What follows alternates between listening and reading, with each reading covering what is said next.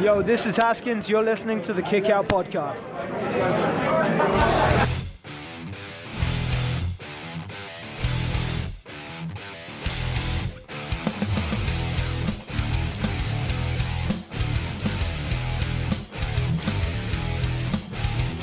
I am the face that runs the place. Long live living. Goodbye and good.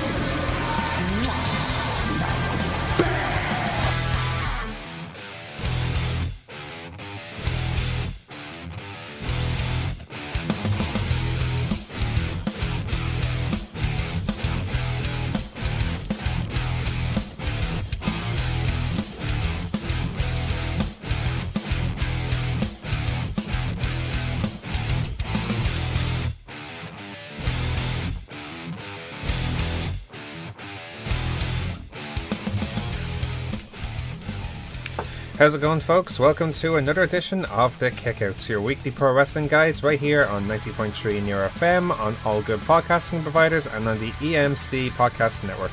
I'm Dave Cullen, and I'm joined by Jim Johnson's biggest fan, Daragh Maher. Daragh, how are you this afternoon? I know, it's upsetting, isn't it? Well, you know what, to be fair, it's not fully confirmed. WWE haven't announced it yet. Oh, please, Dave. Where do you think these reports came from? From I don't know. I even who's the guys who reported this? Oh, media. Fake news, Dave. Yes. Fake news. Fake news. Fake news. Take a hint. It's not Breitbart, so it's obviously fake news. Jim Johnson is never going to leave WWE. Never. No, he can't. Never. Even with those guys from, what are they called? CFO? CFOS, sorry. CFOS. Or yes. the CFO... CFO $. CF $S. Oh no, CFO $, that's the one. Yeah, CFO $. And they're doing very good. Well, to be fair, but is that good enough to really... But they're no Jim Johnson. I don't know. See, it takes two guys. Jim Johnson was by himself. It's actually three guys, is it? No, it's two. Only two? Yeah, two. Just what I know, I suppose. I know. Takes two. two. You just don't pay attention, Dave. Takes two people to replace Jim Johnson. Just one Jim Johnson. Yeah. There you go. It goes to show you. The genius one of the Jim man. Johnson's worth two people. Two people worth one Jim Johnson. How many people does it take to replace a Jim Johnson? Two people takes to replace a Jim Johnson. Two CFO $. How many Jim Johnsons do you need for WWE? You only need one Jim Johnson. One Jim Johnson. Jim Johnson. You sound like you came straight from Starcade.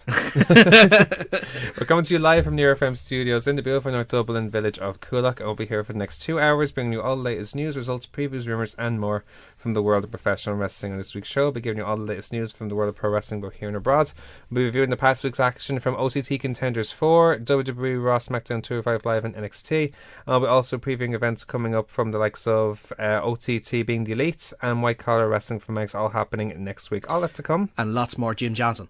Lots more Jim Johnson. All that to come, but first we're going to start, as always, with the news. I hate to be the bearer of bad news. Also, good news, everyone. We're going to start with a very interesting story coming out from the Bullet Club this week. One of the more interesting stories for... Did they hire Jim Johnson? Not that we know of. Well, it's not news I care about. You'll care once you hear it. One of the more interesting planned non-WWE pro wrestling shows of 2018 could be closer than we think.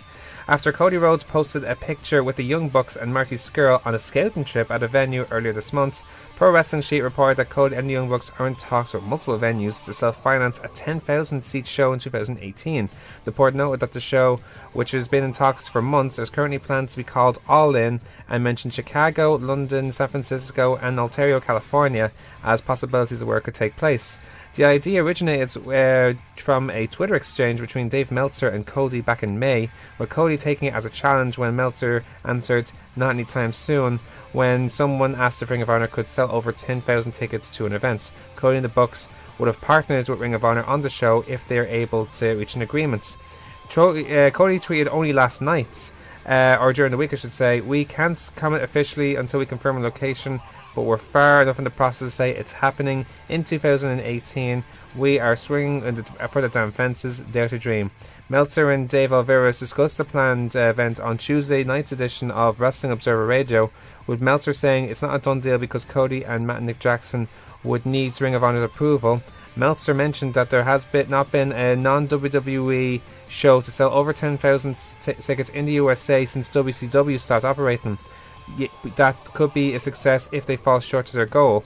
And that he thinks Cody and the Bucks are hoping to make an announcement soon if they're able to finalise everything. Certainly a prospect in 3/4, isn't it? It is. And something that wasn't mentioned in the report that they did go on to mention, saying that they don't necessarily need 10,000 tickets to actually make it a success.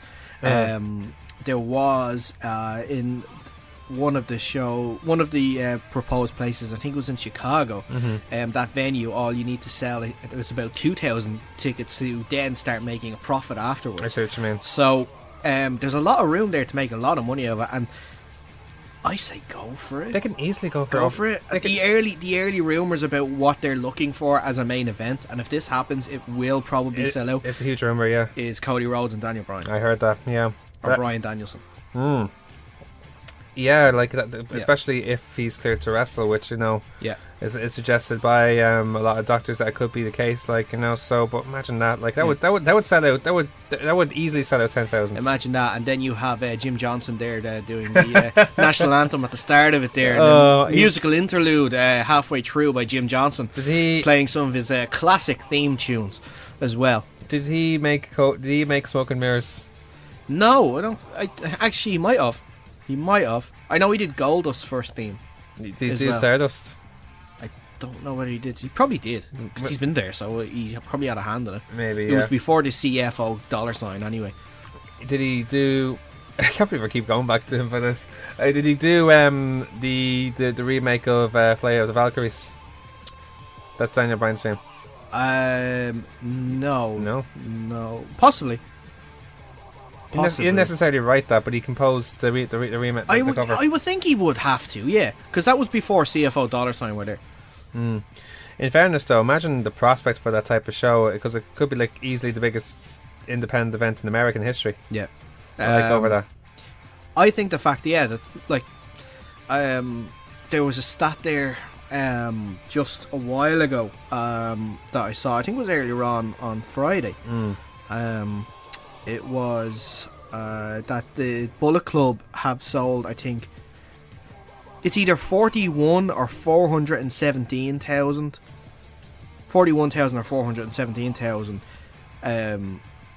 separate pieces of merchandise in the year 2017. Making them the most, I think it's 41,000. 41,000 different types of merchandise? Yeah. From the Bullet Club. Making them, 41,000 bits of merchandise, not different merchandise. Oh, okay. They don't have that much merchandise. Like even John Cena doesn't have that. Even they the have whole sold. Reason have that. So makes them the most popular, the most well sold merch, I should say. Sorry, in 2017. Above anybody else, anybody else, including WWE. Yeah. They outsold John Cena. Only CM Punk can say that before that. Exactly. So there you go. Hope it gets to their heads, but that's a different story. But I don't think the Bullet Club are going to be getting their faces on any of the WWE ice cream bars anytime soon. Although there's speculation that there could be like some sort of thing where they could be gone into the new WWE video game. Did you hear about this? I heard there was some. They asked the Young Bucks to do motion capture, so they could put their moves in it. But supposedly there was a video up during the week, which I think is funny. I think it would be great because so many people download the Young Bucks for the game. Of course. But there's like a create a move section, and someone actually did the Meltzer driver, and you can add it onto the Young Bucks, and that's a finisher that's actually in the new game. Wow. There you go. There you go. So, it's like a little hint, a little nudge. Oh, well, you're doing all this stuff, but you're in the game. Yeah. Hoo hoo hoo ha ha. Yeah. Anyway, speaking of Daniel Bryan, there's news about him this week as well. Yeah. Daniel Bryan states that Jim Johnson has been the best guy ever in WWE. Say the news properly. Yes. Brie Bella has actually been speaking about her husband Daniel Bryan. WWE superstar Brie Bella was on the Lillian Garcia Chasing Glory podcast earlier this week and noted that her husband and current WWE SmackDown Live general manager Daniel Bryan has been cleared by several doctors to return to wrestling, and as a result WWE WWE are examining the findings. This despite Bryan mentioning just over 2 weeks ago in an interview with Busted Open Radio that he believes he only has a 20% chance of being allowed to compete inside a WWE ring once again, which definitely makes the rumours of him going up against Cody for the All In show even more interesting. The report goes on to say that Brie noted in the interview with Garcia that Bryan, who has not wrestled for more than 2 years due to concussion issues, has visited doctors all over the United States and has received encouragement from several of them that he may be cleared by WWE medical staff to make an in-ring return. Brie said that Bryan just wishes that he was inside the ring, before noting that she was with him the day that he was told he would have to retire due to his health issues, and WWE finding out the current role as SmackDown, and WWE finding him the current role, I should say, as SmackDown Live General Manager. But since that, he is trying to come back to wrestle, stating that since the day he was told he could not do it anymore, he's been active trying to figure out a way he can return, and that he can, he's trying to figure out why he can't return and what he can do to turn that no, you can't wrestle anymore into a yes, you can return to the ring type scenario. It's literally like his character in wrestling. He's trying to find the yes, yes, instead of being told all the no's. Exactly. Literally behind the scenes. You know the situation. He made it. Sorry to interrupt there. He made an interesting point. I actually listened to the interview he did on Busted Open Radio, I think with Sam Roberts. Right. It was only about a 5-minute interview he did actually with him, but it was an interesting thing to saying that. Was it a clip from interview as opposed to the whole thing? No, it was because he only had 5 minutes. Oh, to do the okay, interview. gotcha. It wasn't. It was at a hockey game or something. Gotcha. He did mention that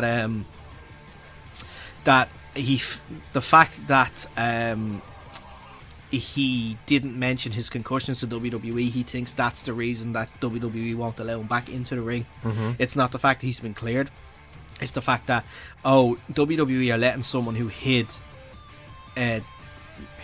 concussions, and it's not a good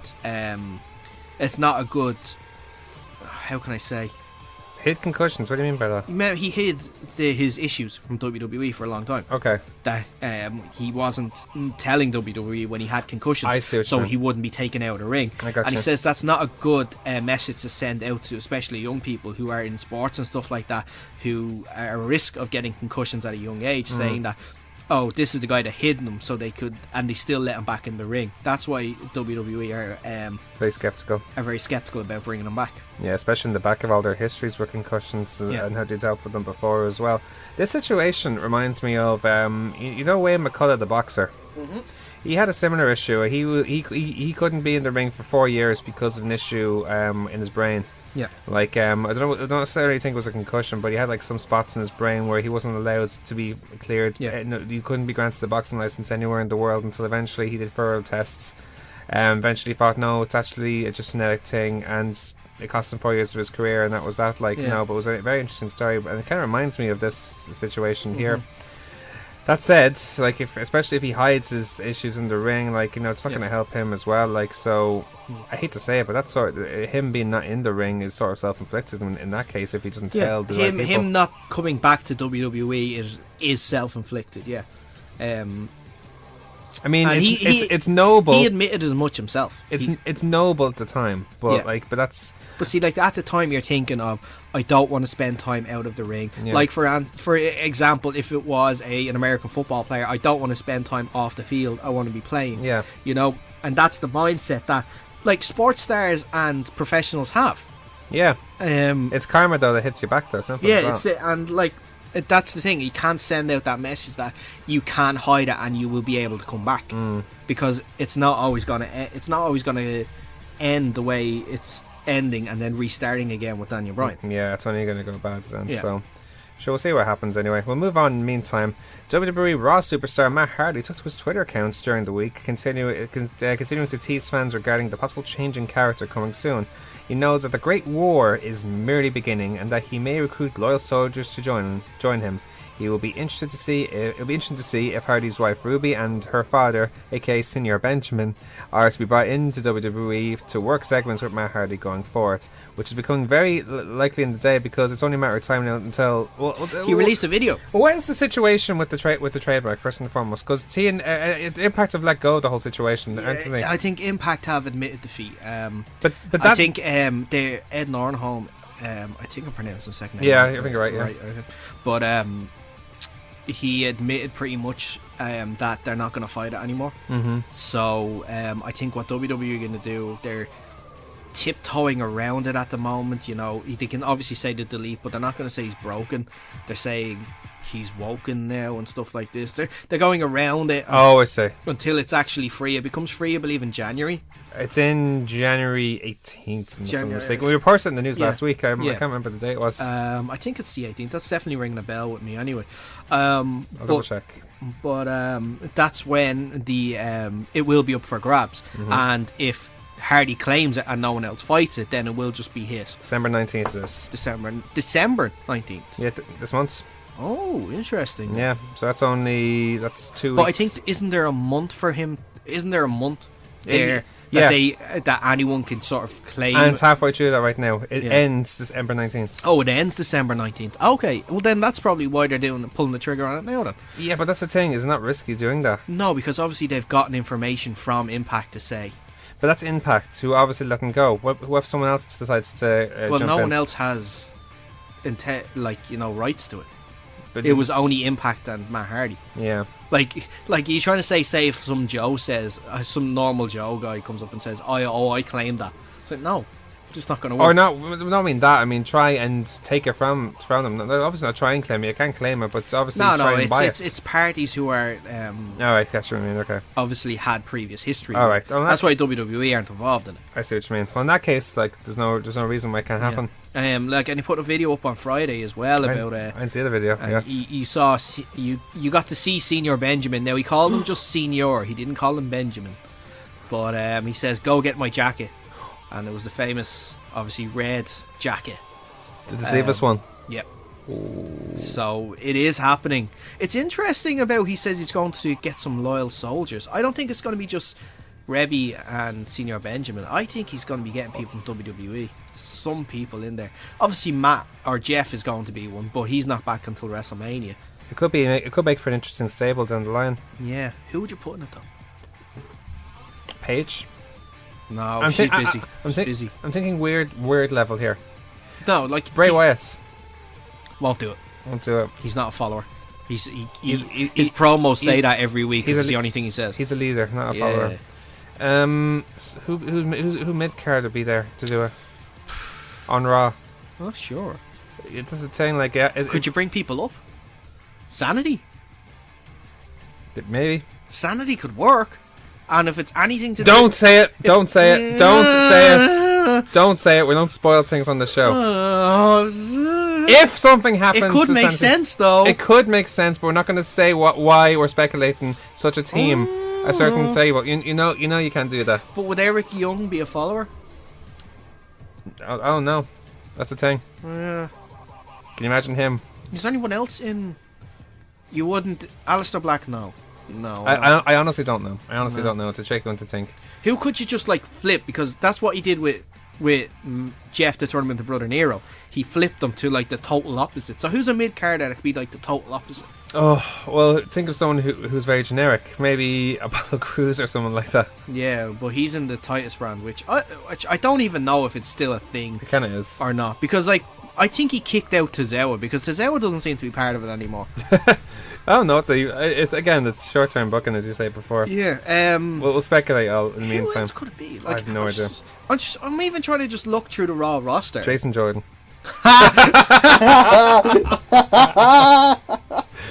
Yeah, there we go. It turns him into a heel perfectly. He would be so over if he was to go to if he was to join Matt Hardy. He needs it and be woken. He needs it.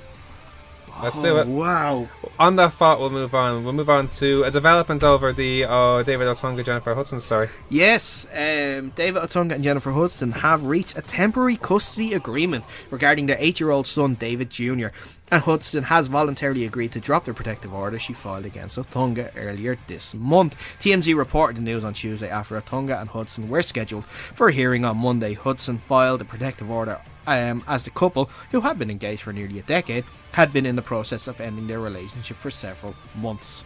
So a little bit of good news after the... It's all swept, at least the bad part swept under the table by the sound of things, Yeah, it seems as though they're trying to come to some sort of agreement when it comes to their son and stuff, and you know, it can be very messy and stuff, but at least these two seem to be very smart about the situation. Yeah, so they're doing what's best for the child, which is a good thing. So. Yeah, so not much to really comment on that. I think we'll move on to the next story. You have we're going to the indie scene across the pond. Yeah, now for people who may have who have been familiar with Contenders may have heard of Zachary Watts and Desmond Xavier, aka Scarlett and Graves, who at the Contenders 3 show during the year. They captured the CCW World Tag Team titles during the Southside Wrestling Entertainment's Ill-Mannered event in Sheffield, defeating Kip Sabian and Damien Dunn and former champion CCK, aka Chris Brooks and Kid Lykos, to become the new champions. The victory began Scarlett and Graves' second reign as the champions, ending the 185-day reign of CCK, capturing the belts at the Lucha Forever Catch Me Outside event back in May. So what a name. Catch Me Forever. Catch Me Outside. You know that's from, don't you? Yeah. I think so. The crazy 13-year-old girl that was on Dr. Phil. Thank you. Yeah. Thank you. You're welcome. I have no idea. I don't watch reality TV. No, I don't either. It was just all over. It just went viral for weeks. I must have been asleep at the time. Oh, probably. Yeah. Probably. You, seeing as that you are Santa, you sleep for almost all year. And it's only December when you become awake. Maybe. It's only December when you become woken. Oh, Santa's going to be woken. He's going to be broken. Santa. You call me Santa? Well, you have the beard for him. Probably. I was considering Santa for Halloween, but that's a different story. We'll finish off the news with... No one ever goes as Santa for Halloween. That's weird, though. Makes sense. It is dressing up, Yeah, but it makes sense. Yeah. It's segue to Christmas. Exactly. Put a pillowcase under your t-shirt. There you got the belly and everything. I don't need that. I'm fat enough.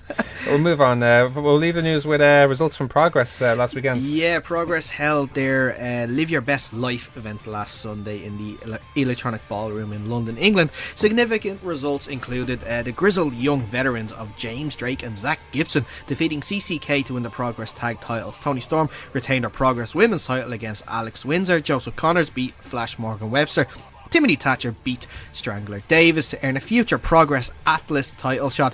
Ginny beat Dalia, I think isn't it pronounced? I can never get that name right. Dayla, isn't it? Dayla Black in a no DQ. Dayla Black. In a no DQ match to earn a future women's title shot. And Travis Banks beat Matt Riddle to retain his Progress World title.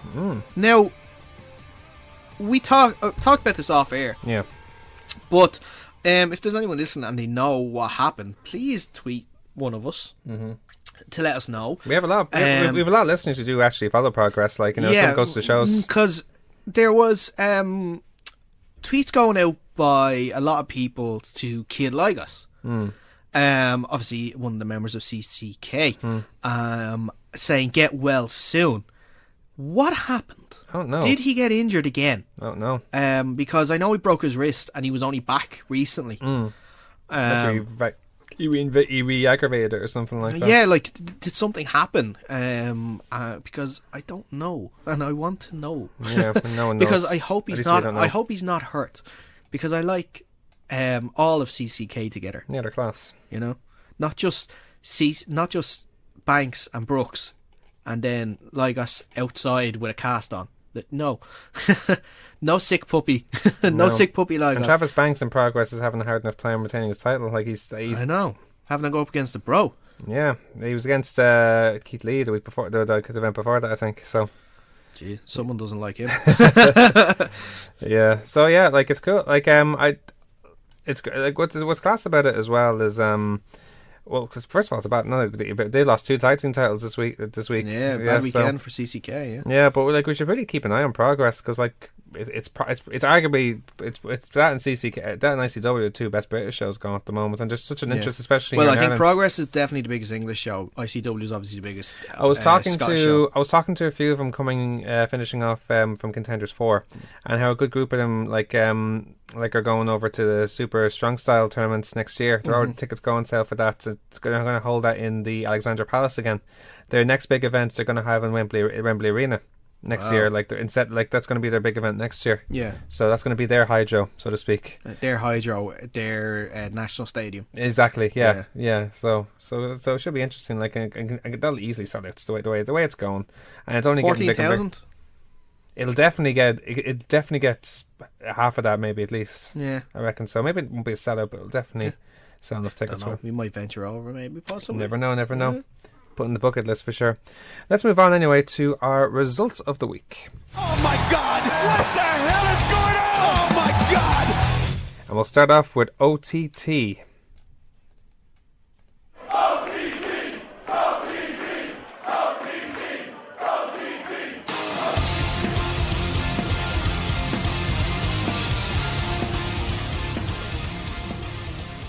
OTT Contenders 4, which took place at the Ringside Club International Stadium. Again, like we talked about how great OTT is and how awesome their shows is, but their Contenders shows now are just becoming amazing. This was as good as any show I've seen this year. This is the first Contender show I've gotten to see since actually Contenders 1. Oh, really? Yeah, I haven't had the chance to watch them. Obviously, I haven't actually gone to any of the live shows yet. It's been catching up on the on-demand. But yeah, I got the chance yesterday. Kind of broken up, a bit before work, a bit after work. I got to sit down and actually watch the matches. Well, you missed out live. It was so much fun. We'll start off with LJ Cleary against... It's okay. I got to see your face numerous times ringside, so it was okay. LJ Cleary took on the fabulous Nikki. It was so funny at the start. I'm sure you've seen this as well in the video. Oh, the Harry Styles pictures. Not only that, but when Nathan came out, when LJ came out, Nathan, who's like it was in the same row as me, he put on a Cobra Keen mask with the love heart eyes and just bopped away with it like like, you know, with like a Cobra Keen and love mask like during his entrance, and then the crowd naturally chanted "You're his father" with Keen there, like so. And then it was after that then that Nikki tried to get Cleary to sign 3 different photos of Harry Styles, and then eventually a big fourth one for Foxy. That was a whole One Direction one. Foxy was just building up the courage to ask LJ. Obviously. Yeah, so he was but Nikki did it for him. Yeah. No, it's so funny. I love the comedy of that. Like, you know, in the match itself was a very good match. It ended up with Nikki kicking Cleary in the midsection, which caused Cleary. It was LJ that kicked Nikki in the LJ kicking. Excuse me. Low blow. Excuse me, which caused Nikki to accidentally punch Foxy for low blowing him, and then Nikki tried to catch Cleary with a punch. Oh no, but it hit Foxy by mistake, and then caused by disqualification. So. It was so funny even after running around the ring and then going straight up to Keane. You're adopted. Yeah, solid open match anyway. Terry Thatcher took on Joseph Connors. Thatcher, who a fan... Took on Connor Andrews. Connor Andrews. I might get my names mixed up again. What's wrong with me? What did I say first time round? You said... Connor Andrews. You said Joseph Connors. Connor Andrews. Excuse me. Thatcher called Backstreet Boys Gone Bad by one fan. Took to the mic saying that Don will put him in the team. He was trying to egg on Don, like, come on, I'm your man, like, you know you want me on it. You know what I noticed about Conor Andrews in this match? His offense, I don't know if you've seen it, is very similar to Cesaro. A lot of his arsenal has similar moves. Like he has. I think he's missing the forearm. The forearm? He doesn't use his forearm as much as his arm. Well, obviously not as much, but he has... I know what you mean, though, by how the similarity between it. He has the swing, he has the springboard European uppercuts. Yeah. And he did like the Swiss 1-9, which he called the 068. Or sorry, it's the 086, excuse me. 086, yeah. 086, yeah. Good high flying from him as well. So similar to the 619. Yeah, except the 086. I like that name. Good high flying from him as well. Thatcher, I think, plays a very good heel. He does. Yeah, especially with his striking, the way he uses his striking, very similar to Raven Creed in her match. He uses her striking a lot for which I think is a great use of psychology from a heel. Yeah. So it works for me in that. Like in the end, it was a good match. Thatcher hit a back elbow before finishing Andrews with a spinning neckbreaker for the win. Yeah. Yeah, probably the funniest match of the whole night. The Kings of the North against Team Tropicana for the tag titles. I love this. I text you halfway through this match when I was watching it. I was just like, this is brilliant. I love Kings of the North as faces. Yeah. They're brilliant. But what's funny about it as well is that we've never really seen Kings of the North show their humour side before. No. Like, especially when Corvin accepted the early Christmas presents from Captain Sexy. Yeah. Yeah. No, just even the sign at the start of it. Just hashtag staying alive alive for for Contenders 5. Brilliant. Team Java kind of came out almost scared for the lives with, as you said, Captain Sexy holding a "Stay Alive" for a hashtag "Stay Alive for Contenders 5" sign, whilst drinking whiskey to numb any pain apparently. Whilst Aiden Apex wore a bubble wrap suit to protect himself, yet he struggled to get in the ring with it at the same time. Very clever. That's like every wrestler should be doing that from now on. Look, you don't even have to, no selling, no nothing, because you don't even take a bump really. Yeah. I think Leo Rush was wearing an invisible one when he took that no sell through the table off the top of the ladder. Well, he claimed that anyway. Yeah. They were hiding in the crowd during Kings of North's entrance. Like, you know yourself, it's a very intimidating entrance when they come out Of with the course. song. Well, that's the thing. They played their old entrance for this. Yeah. Oh, they played that for a while now. They're not using their new one anymore. Not that I'm aware of. Like, I think they have it for some events, but not all the events. They're like a lot of them who I think are gone back to that one now. Like even a few of the new themes went back to the old themes now. So Really? like Jordan Devlin is back in his Inception theme as opposed to the new one he has. It's a good thing, and it's also kind of sucks. Like, I kind of feel I like it because like the drums is the iconic Kings of the North thing, but I also feel bad because Tristan put a lot of work into that. Yeah, I don't know the reasons. He probably have a better reason for it, but I honestly don't know. It was so funny when Captain Sexy's back got stuck in the presents, and then Bonesaw gave him a box buster. Box buster, brilliant. And then when they were giving them the chops, they were doing it to the theme of "We Will Rock You." Oh, I love it. Or "He Will Chop You," I should say. When his bubble wrap suit did work for a while, he would still chop slams and power bombs before Kingston ripped it off and tortured Apex with the chops like the wheel. Somehow, Sexy distracted Kingston North to have Apex push Corvin into Bonesaw and then kicked him Bonesaw to give Corvin a Canadian Destroyer. That was actually very funny. Very crisp wrestling from Sexy in this match, actually. Yeah. He was slick. After he got the hot tag in, it was really he was very slick, yeah. Impressive. I love their move, the super sexy slippery slides. That's such a funny move when he puts the cap on. Anyway, it was a very good match. In the end, it was Kingston North who took out Sexy on the outside before finishing off Apex with their fireman's carry flapjack / drop kick to the head. Yeah. But afterwards, Kingston North did show the respect to Team Tropicana. A much tougher team than they appear. Yeah. Way tougher team than they appear. They stayed alive, so We'll we can see them at Contenders 5. Indeed. Now, Raven Creed against Debbie Cattell. This was a very good match. This is as good as a match that I think technically I've seen all year. I could argue. Yeah, it's very impressed with this match. Also, I'm going to have to go back now and have a look at their match at CCW to see how it compares. Well, I think that's a bit different because Turpy have an impact in that match. Here is both I know the result, but I want to see how the match played out. Yeah, because they seem to work very well together. Indeed. For two that as far as I'm aware, that CCW show was their first time working together. So it seems as though they've been working for a while, even though they haven't. Yeah. Raven played the heel very well, as you imagine, slagging off the crowds. Hellish tactics, even when she faked a shoulder injury before lifting Debbie into the ring post. That was just everyone thought she was ominous. hurt. Yeah, the ominous, just like quietness for those about a minute, maybe. It was about half a minute, something About a like minute that. or so. Yeah, give half a minute to a minute or so. Where she sold so well that you actually think she was injured, and then just grabs Debbie and just throws her into the metal post. Nasty stuff. Also, we should mention the toilet scene. Oh my god, That poor woman. No, That poor woman. It gets funnier than that. The two ended up in the toilet, in the women's toilets, when Raven had a toilet seat and paper rolled around her. But it was even funnier. It wasn't shown on the video. Oh no, it was. Where a woman just walked out of the toilets right after Raven. Yeah, I saw that, and the crowd just popped for her. Oh, it was So too funny. Excellent wrestling, as I mentioned, especially Raven. Like, you know, she's really her suplex, her techniques, even on strikes. But what a TKO from Debbie, though. God Almighty. Yeah. Debbie fought off a very deep Boston Crab on Raven. Raven tried to finish her off by before being distracted by a fan, where Debbie hit an electric chair slam. Then Debbie avoided a spin kick to hit her version of the X Factor to win the match. Very good match. After the match, Gunter Isaac came out and was about to slam Debbie before Be Cool made the save. Be Cool then challenged Raven and Isaac to a mixed tag against him and Debbie for Contenders 5, which of course will be January 18th. To understanding for that. Like, we'll mention more details about after we talk about this. Now, the triple threat match: Curtis Murray, Nathan Martin, and Kenny Williams.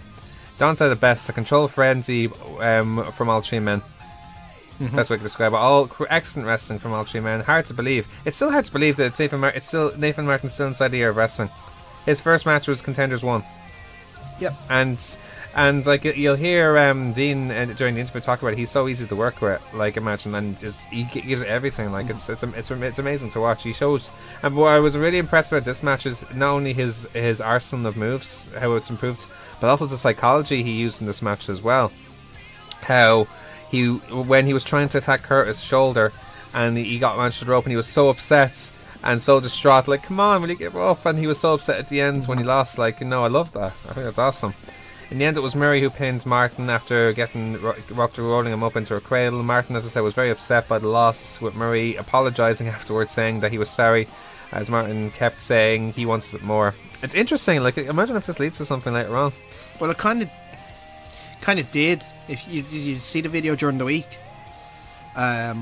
of not between those two, but with Don and Martin. Well, that's different. That's over. Like, I think that's what it led to more. I don't think it's going to lead to something between Curtis and Nathan. Maybe it might do. You never know. Like, he'll have his dark match, they say, against Mike Bailey, which will be a class match anyway. An amazing match. But you never know. He might have something to do with the 6-man tag. But I doubt it. I don't know about that. It might pop up again in the next Contender show. Easily. But like saying that could have been me, that sort of thing. Yeah, exactly. We'll see what happens. Now, this is Michael May versus Joe Coffey. This was a hell of a match. Yeah. Excellent technical wrestling. It was actually a very nicely paced match. Like, you know, it built itself up. It was like, I think one thing that I found, it was quite, not so much refreshing, but it was a nice change of pace. That's what I mean. To the previous match, because a lot of them were fast-paced matches.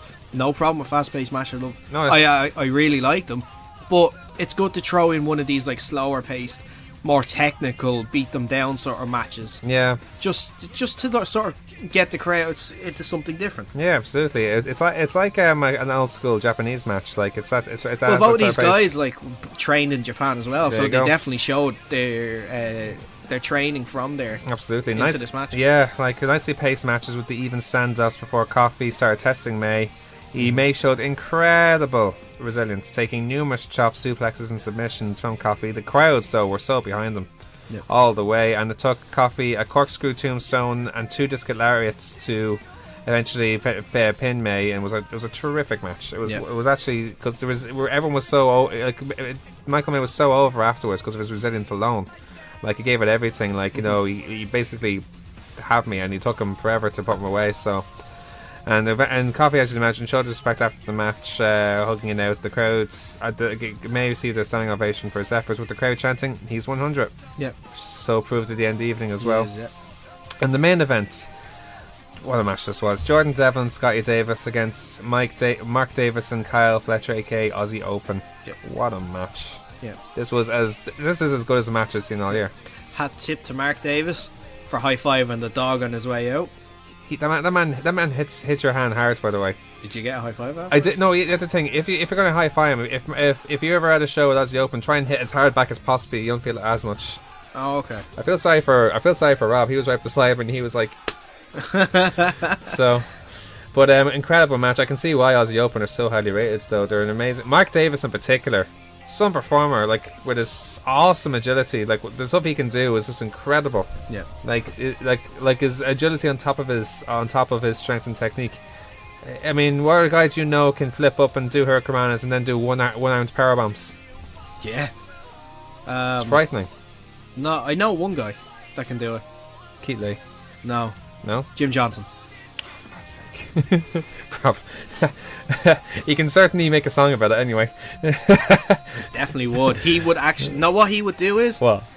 He would give you a one-armed power bomb while punching another guy and also writing the song about it in the meantime. At the same time? Because Jim Johnson is Jim Johnson. Is Jim Johnson. Oh god, so many awesome sequences and team moves in this match. That sunset flip Canadian destroyer from Devlin, which Jordan Sky's difference, aka. Move. Yeah, I want to give you advice, by the way, Angus. If you're listening to this, I'm contradicting what you said in commentary. Keep letting Jordan watch YouTube. Keep Jordan Devlin watching YouTube. Yeah, that's the title for the show. Keep Jordan Devlin watching YouTube, because if he comes up with a move like that and the Papa gets after, like a brush into a sunset flip into a Canadian destroyer, how amazing was that? And it was so flawless. Yep. Jordan Devlin, I keep saying how good he is. He's in another universe. Never mind another world. He's in another universe. The way he nails his tornado DDTs out of nowhere. And the way he reversed Davis's, that pile driver, he calls it the count to 4 and say your prayers, I think it's called, and just nipping up. Yeah. Not many people can do that. It's frightening. In the end, it was Devlin who reversed a power slam to push Fletcher into the corner, where he was kicked by Scotty before being finished off by a spike package pile driver by both men for the win. Awesome finish as well, actually.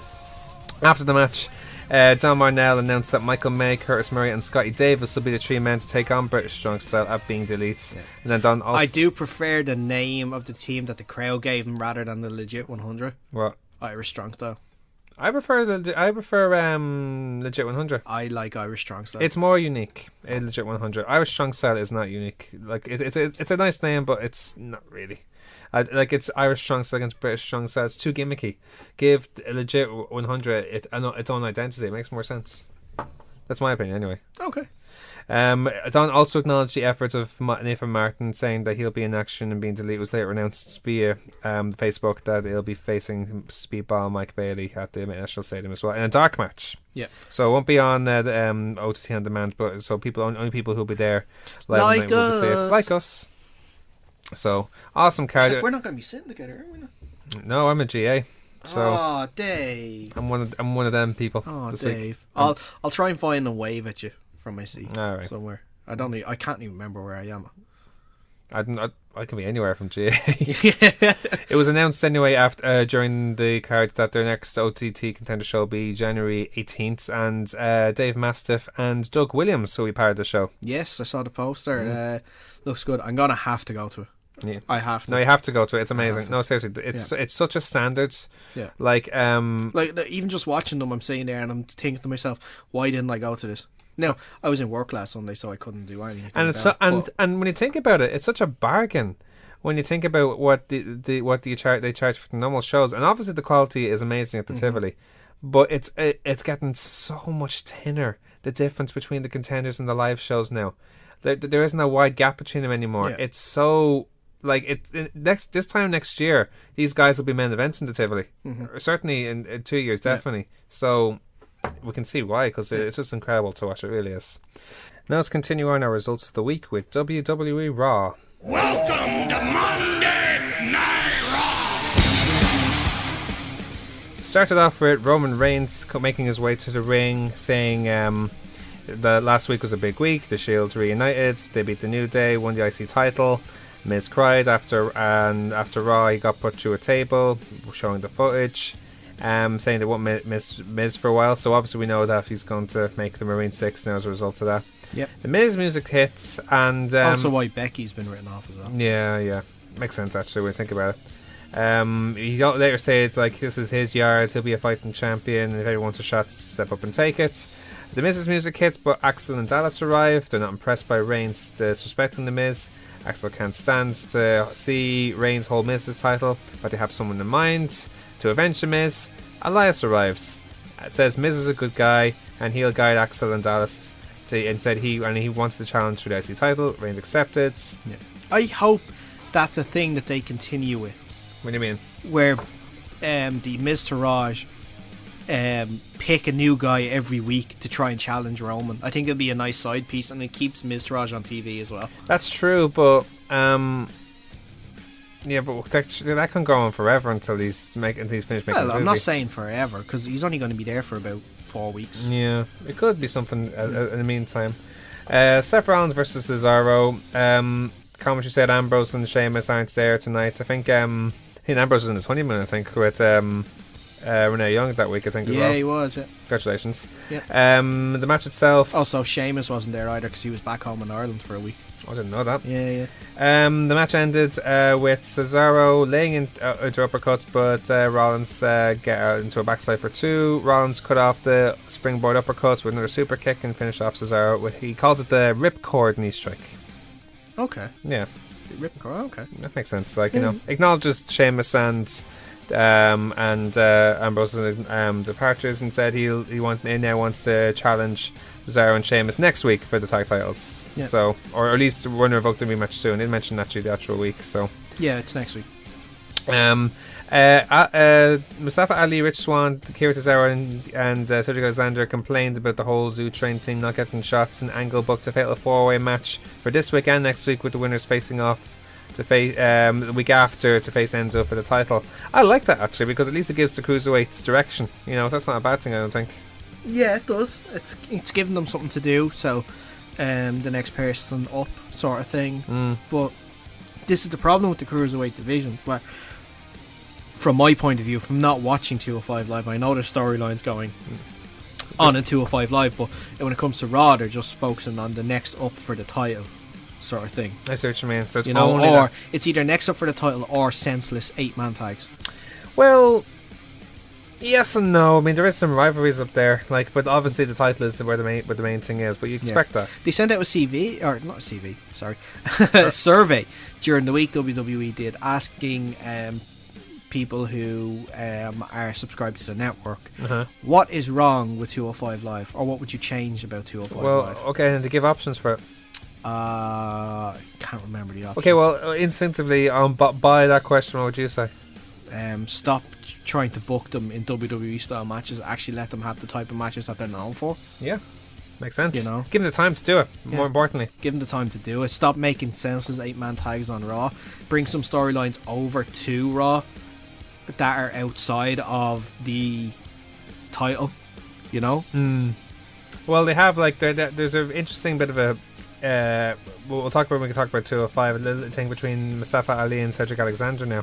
Okay. So we'll mention that when we talk about it later. We'll move on. Joe beat Titus O'Neil. Not much really to say about that. Choked out Apollo Crews afterwards. Yeah. Absolution we'll talk about what he did later on. Absolution made their in-ring debut. What do you think of the name? It's ironic. Yeah. I like the air name. What? I like the air name. The other name? Air name. The one that we made. Remember the one we made last week? I can't mention that on there. The Paige, Mandy, and Sonya team. Well, we'll leave our listeners to a bit of imagination. Yeah, you know, just think of a name. No. Let's stick with this. Remember how Paige was in a stable with Charlotte and Becky Lynch when they moved up from the main roster? What were they called again? The PCB. They were called PCB. Okay. They were called Submission Girls beforehand, though. Well, they were later called PCB. Yeah. Now, imagine if PCB involved Mandy and Sonya in that order. So that's Paige, Mandy, and Sonya. We'll leave it to your imagination, ladies and gentlemen. Alexa Bliss joined commentary for this match. Until she squirmed away. She mentioned... it was mentioned beforehand that it was a year ago that... it was just Sasha Banks that was supposed to be in this match. It was supposed to be a 6-person match. Yes. Or 6-lady match, but Bayley and Mickie James were attacked backstage. Yeah. And then the other name that they could also be called, the Shieldettes, surrounded the ring after showing their work before the match started. By surrounding the ring a la the Shield, and then attacking Mickie James while Alexa squirmed away from the commentary table into the back. Makes sense. Which, by the way, who have we not heard from in a while? You think that she would come in and clear house, especially if you wanted her to be a face? Who? Nia Jax. We haven't seen her in a while, actually. Yeah, haven't seen her in a while. Interesting. Yeah. Interesting. Anyway, haven't seen her since Survivor Series. Really? Has it been Survivor Series? Survivor Series was the last one. The Survivor Series match she took part in. We haven't seen her since. Since she got counted out. Yeah.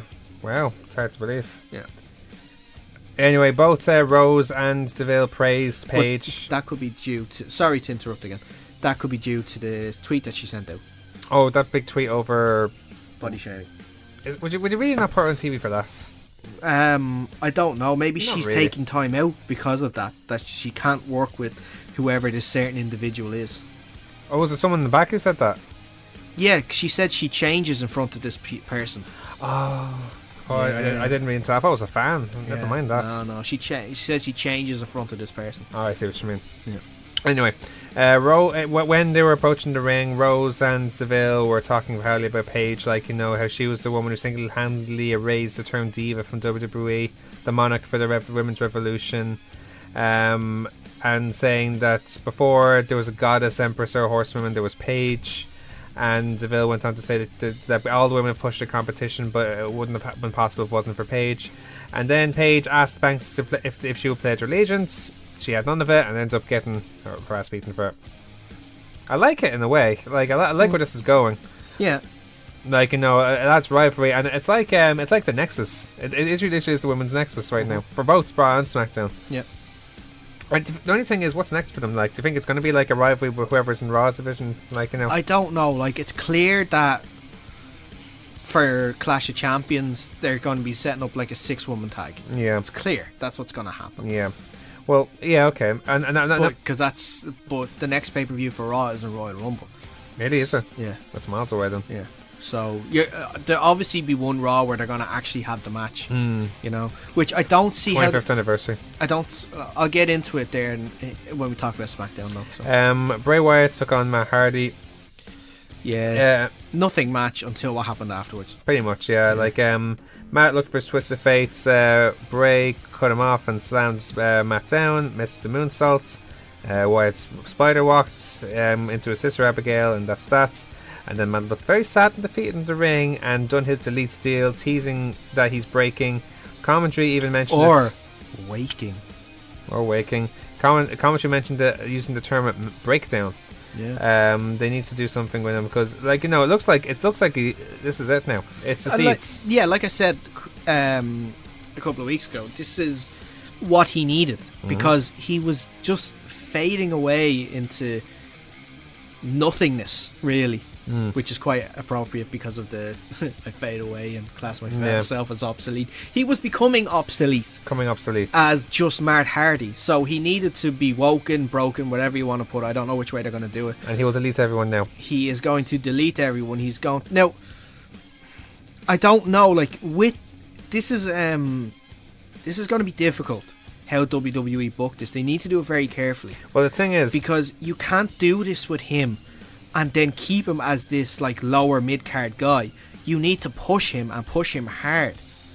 Like, he needs to be going, like, if not go, like it shouldn't be the way the SmackDown book Priest Dango. Yeah, like they're going to nothing now. Like the way they should be booking it's this not that they're going to nothing, it's just it's going nowhere. Yeah, he has to have a high profile feud or he needs to be going for a title if you're putting this gimmick onto him now. Yeah, makes only sense. Or at least give him that thing. Like, you know, the difference is though, when he was in TNA or Impact, Matt Hardy had the creative control over his character. He won't have this here. I'm sure he will. We will see. I'm sure he will. I'm sure he will have the final say, I think, on it. Yeah. Well, no, Vince will. Yeah. You know what I mean. He will be able to do it. Like the thing is, that's the thing with Hardy. When he did have this broken gimmick, it propelled him to the Impact Championship. Exactly. So who knows? Then the Tag Team Championship when he had Brother Nero. So you have to do something similar. I'm not saying he has to fight Brock Lesnar, but now that they're looking for a Royal Rumble opponent, you wouldn't be surprised. Indeed. But, that's the sort of level you have to go for. At least an Intercontinental Championship match. Indeed, yeah. A broken Matt Hardy against Roman Reigns could be very interesting. Could be indeed. If Roman Reigns still is the champion by then. We'll see what happens. Yeah. The Cruiserweight match itself, Darragh hit Cesaro with a running kick, but Swan pulled Cesaro to the floor. Swan takes out Darragh with a head kick and then the Phoenix Splash to win. He goes through as one of the number one contenders. And again, I like the way that they're being booked now. It keeps them locked now, for at least for the next 3 weeks. The Intercontinental title match between Roman Reigns and Elias. Reigns hit the Superman punch. Elias kicked out at 2. And then hit the spear. And then he hit Reigns looked for the spear, but he hit the knee. Then Reigns just rebounded, hit another spear. That was that. Yeah. A lot of people weren't very convinced with this match. Like, I thought it was first half was the first half of this match was kind of solely because of it was a headlock versus a headlock sort of thing for ages and ages at the start of the match. Then it got interesting when we started getting the false finishes and they actually started moving around the ring. Mm-hmm. So the match was a tale of two halves, you could say, pretty much. Before the headlocks and after the headlocks. Before the headlocks, 1 star. After the headlocks, 3.5. Nice way of putting it, actually. Yeah. So a lot of people, like, the commentary promotes that as Elias's coming out party. Was it really? Not really, because it wasn't a party and he didn't win. Like, no, it's coming out match. Like, he's breaking up his wrestler shelf. I wouldn't think it was his coming out match. I think he has to have a better match than that. But it was his first title match, and it's the way it is. Yeah. Asuka killed Dana Brooke once again. After the match, in 3 seconds after Dana Brooke, this was brilliant.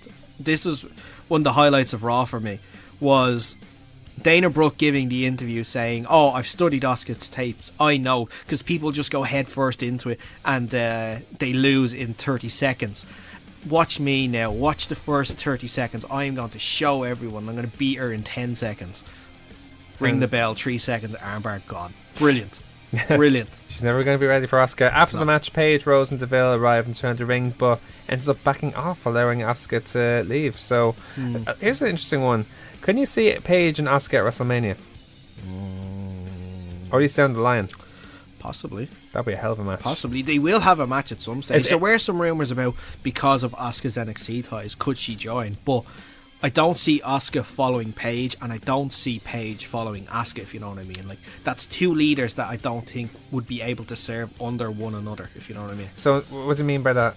So, obviously, you mean in other words, Asuka joining. Yeah, there was rumours of Asuka joining Absolution. Okay. But that's the thing. I don't see them doing that because, I think they want to make Asuka the top babyface on Raw. Makes sense. Also, like I said, if she was to join, she would have to be the leader. But then that's downgrading Paige after her just coming back. Paige is too big of a star to be secondary. Exactly, and the same thing with Asuka. You can't leave Paige in charge and put Asuka as a secondary. So naturally they're 2 big stars. It makes sense they clash. So they're going to clash. Yeah. It makes sense they clash. Yeah. Paige is someone I can see being the first person to actually defeat Asuka. Yes. Asuka's first loss is not going to be a clean one. So a perfect way for her to lose will be a dirty pin. Yeah. A dirty pin where a Sonya Deville and a Mandy Rose interrupt, and it works that way. Yeah. Jason Jordan took on Kane. Jordan ran widely early, hit the corner spear, looked for a belt available. Kane cuts, all that. Tossed Jordan to the floor, started yelling and grabbing him. His knee after that, and ended up getting counted out, and Kane persisted to continue on Jordan post-match until Finn Balor made the save and got another match out of nowhere out of that. It was kind of weird. Yeah.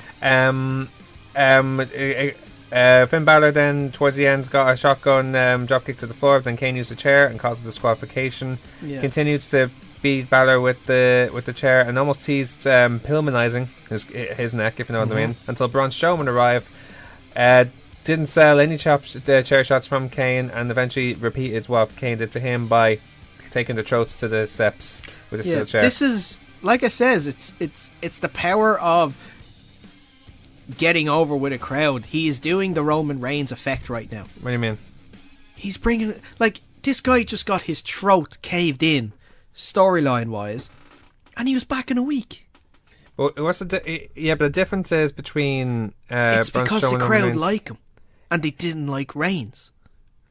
But it's If because Roman Reigns was doing the same thing, he'd be booed out of the building. if Roman Reigns was 100 pounds heavier and about similar size to Braun Strowman, would it be the same issue? No.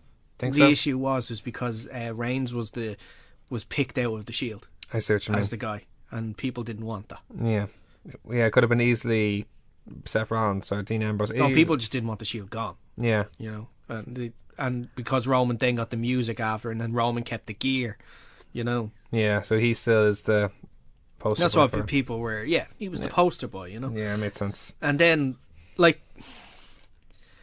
that must have been the softest power slam I've ever seen either, when he did it onto the steps. Yeah, probably. It was just like, I'm just going to tap you there. Just on you go. Onto the steps. Onto the there you steps. go. Now, I'm just going to hit you. Like, the chair shots were pretty bad Nice. too. What is neat. wrong? This is, since TLC I've noticed this with WWE.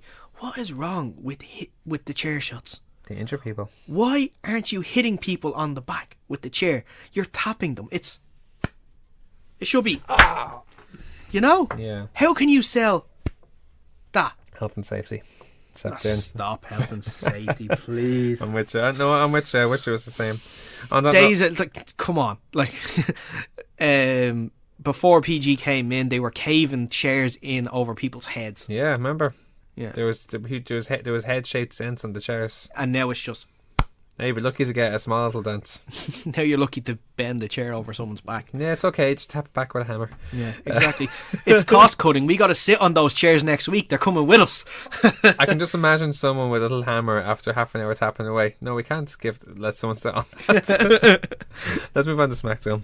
On to the Rock Show, to the premier show, Smackdown. Shane made his way to the ring to kick off the show, playing to the crowd as usual, talking about Sami and Kevin betraying SmackDown, saying that he ran them down with their lack of respect and how he's about to fire him next week, and until Daniel Bryan put him in the lumberjack match and asked Bryan to explain himself. He said that he knows Shane wanted them fired, but believed in second chances, admitting that they were selfish, but Shane's temper got into trouble. Shane agreed, but also brought up about the fact that Kevin beat up Vince, Sami got involved in the Hell in a Cell match, and they betrayed the SmackDown roster during Survivor Series. Bryan said that they did that out of competition, grabbing the brass ring. Bryan said they were talented and that they'd be fired and end up on Raw. Bryan said he was left in charge last week and isn't a yes man or a puppet. You have to appreciate where he's coming from. He makes good points. Yep. He recognises the talent and he wants to use the talent as best he can. And therefore asked Shane to trust him. Shane did acknowledge he does trust him and likes Owens' match against Orton and Owens, but made the match where Sami is barred from ringside and there's no disqualification. That was wrong for one, because you can see how Sami slipped away from that in the match itself. Yeah. Barred from ringside is one thing, but bar him from the arena, they should have Yeah, well, look, they had to get him in the match somehow. Yeah, true. You have to find that loophole, and then it'll come to next week again where, okay, it's Sami's turn to be in a match, and then Kevin Owens will probably be banned from the arena that time. Yeah. But the match will somehow get out of the arena, and that's when Kevin will interrupt or That's something. it, yeah. That's just how it's probably going to be. Gable and Benjamin took on the New Day, aka Kofi and Woods. Kofi sent Gable to the floor. Is it official now that Gable and Benjamin are heels? It's pretty much official now that they're heels. It's a slow turn, isn't it? I think it's fully turned now. And the Usos are face. Because they're dancing with the New Day, they're getting pancakes off Big E and stuff. So I think it's definitely that it's a double turn here. At the very least, they're in betweeners. No, in my opinion, Usos can be. They're tweeners. I'd call these guys as well. Gable and Benjamin, no. I think they're full on heels now. Maybe. Anyway, it was Kofi sent Gable to the floor. Woods tagged in and then hit a dive.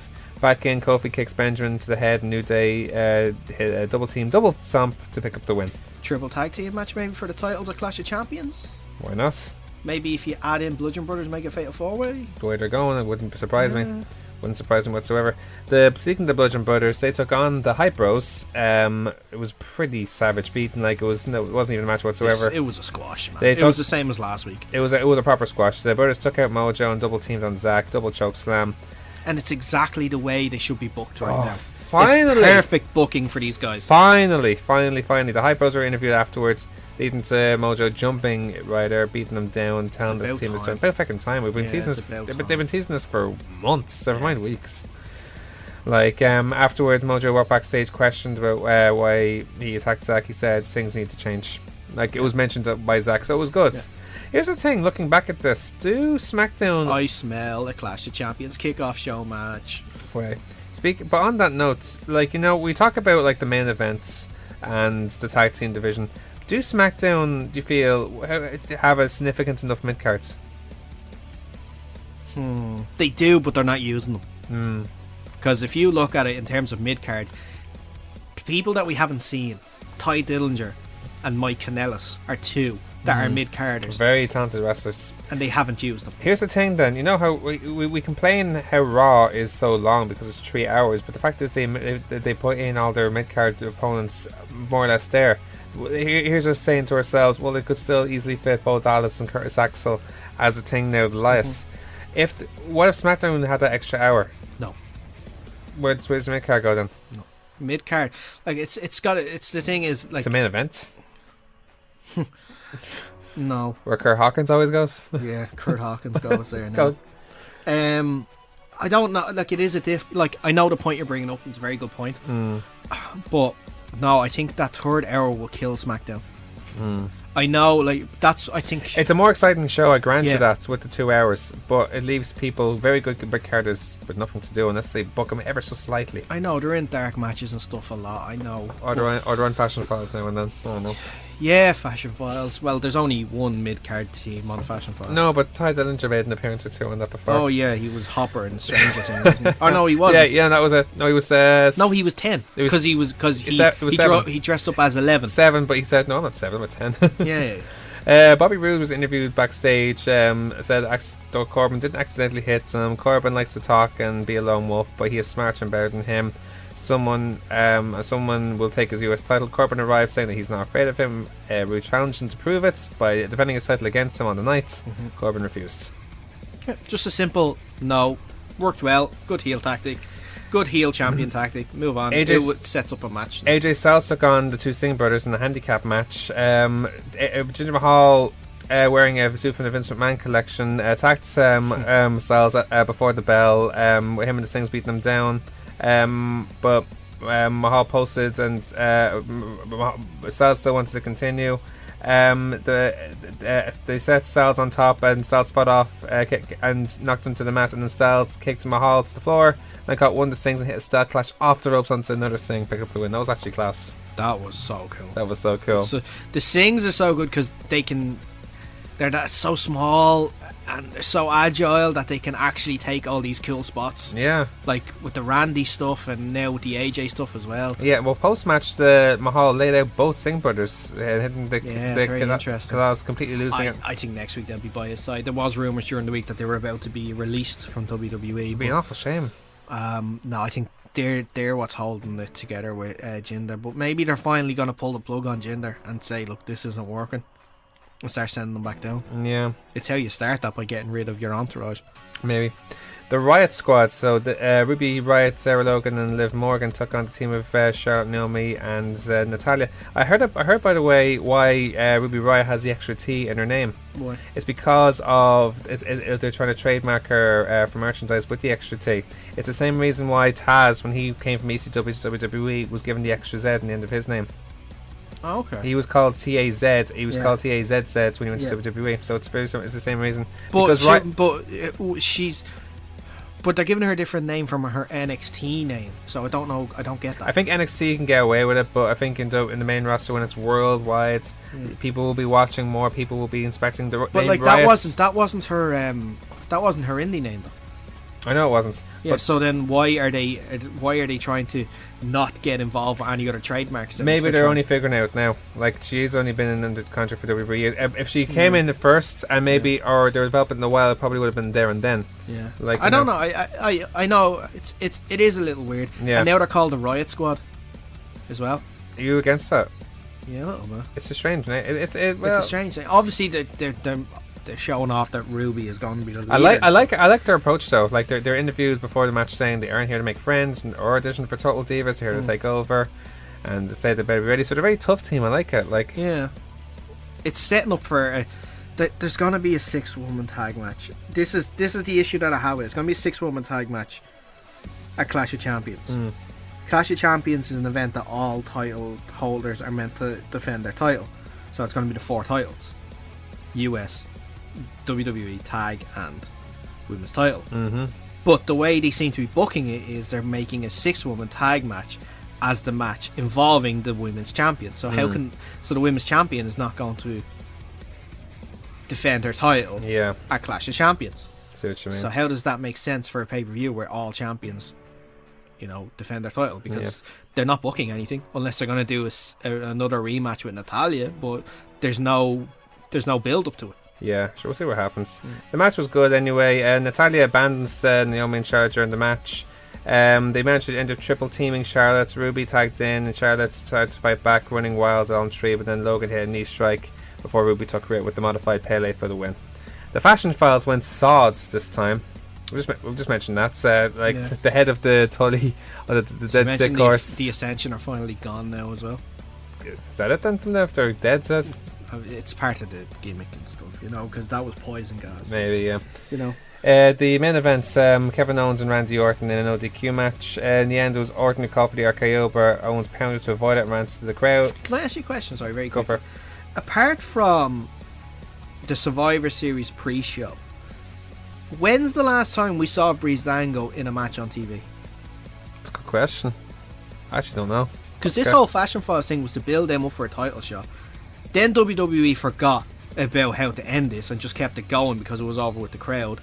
Now they don't know what to do with them, and they actually haven't been on a TV match in a long time. It's a victim of the success of the New Day and Usos then, because they've had such a great rivalry. I think it's a victim of the success of their little sketch show that they had. Do you think it's not working for them as much, where it's not getting them over enough? The thing would have been perfect. No, it got them over, and the WWE saw money back. They're still getting pops for it. Not as much, but you're still getting the pop for it. Yeah, it's not. I don't know. I think it's not as fresh anymore. The tide is definitely turning on it. It started off with, this is brilliant, like a new thing every week, which is funny, which is grand. But then now it's turning to, it's a wee bit corny, yeah. It's another thing that they're going to rip off a horror film, and they're going to rip off a crime film, or a TV series with no ending to find out who attacked them, because there was no mention of this whole thing. And the whole lead, the whole thing was to find out who attacked them, which we thought was the Bludgeon Brothers. Yeah, and they've already made their debut. I tell you now, WWE, I can almost bet my house on this that WWE are going to suddenly decide they have to end this. Just kill them off. And I promise you, it's going to be the Ascension. It's going to end up being the Ascension. After all that, I promise you, it's going to be that. It probably is.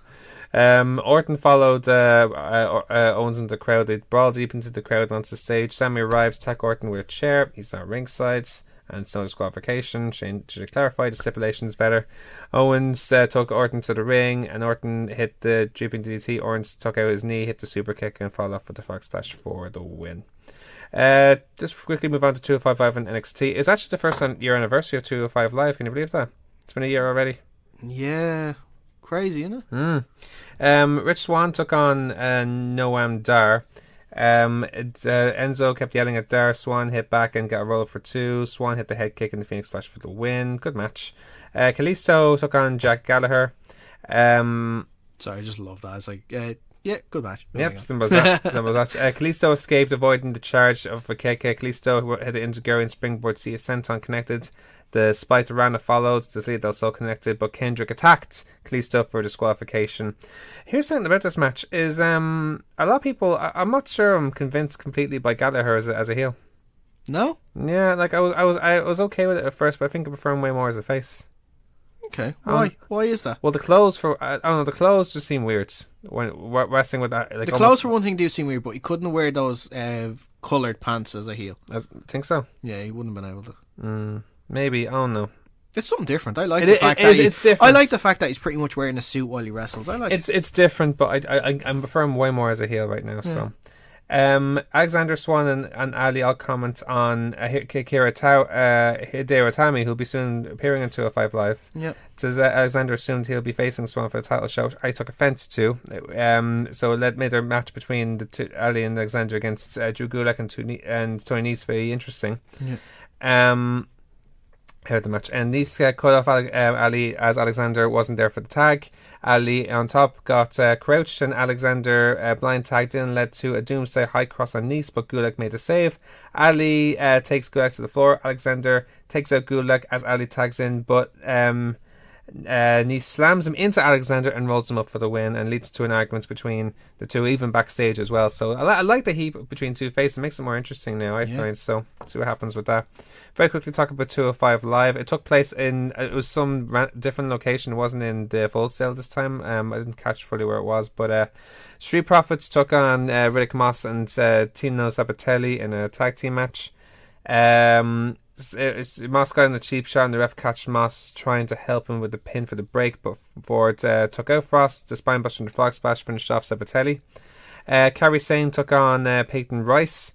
Sane tripped up Rice, laid in kicks, took out Billy Kay, who was trying to interfere, elbow drop finish. And then the tag team of Tyler Bate and Trent Seven took on Mark Andrews and Pete Dunne. The reason Mark Andrews teamed up with Pete Dunne is with the hope of a title shot in the future. It was a very good match. Dunne fired off Seven and Bate, but Bate cut him off and hit a dead lift German, but Andrews tagged in, hit a moonsault for 2. Andrews on top avoided the shooting star press, got the airplay spinning.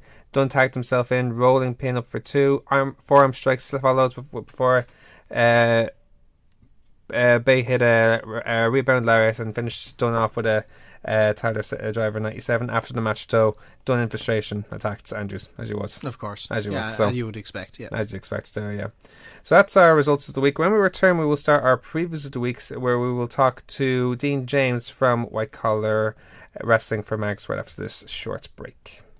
You're listening to the Electronic Media Collective Podcast Network. Yeah, it's a mouthful. For more great shows, visit electronicmediacollective.com. In the future, roving bands of comic book podcasts will savage the wasteland, once known as the Internet. One podcast, the Grawlix Podcast, may not be the biggest, may not be the funniest, may not be the most well-spoken. Wait, what was my point again? Oh yes, the Grawlix Podcast. Listen to it at grawlixpodcast.com. That's GRAWLIX podcast.com. We're back on 90.3 in your FM with the Kick Out, your weekly pro wrestling guides. Now let's continue on our show now with our previews of the week. What? Look at what we have here, folks!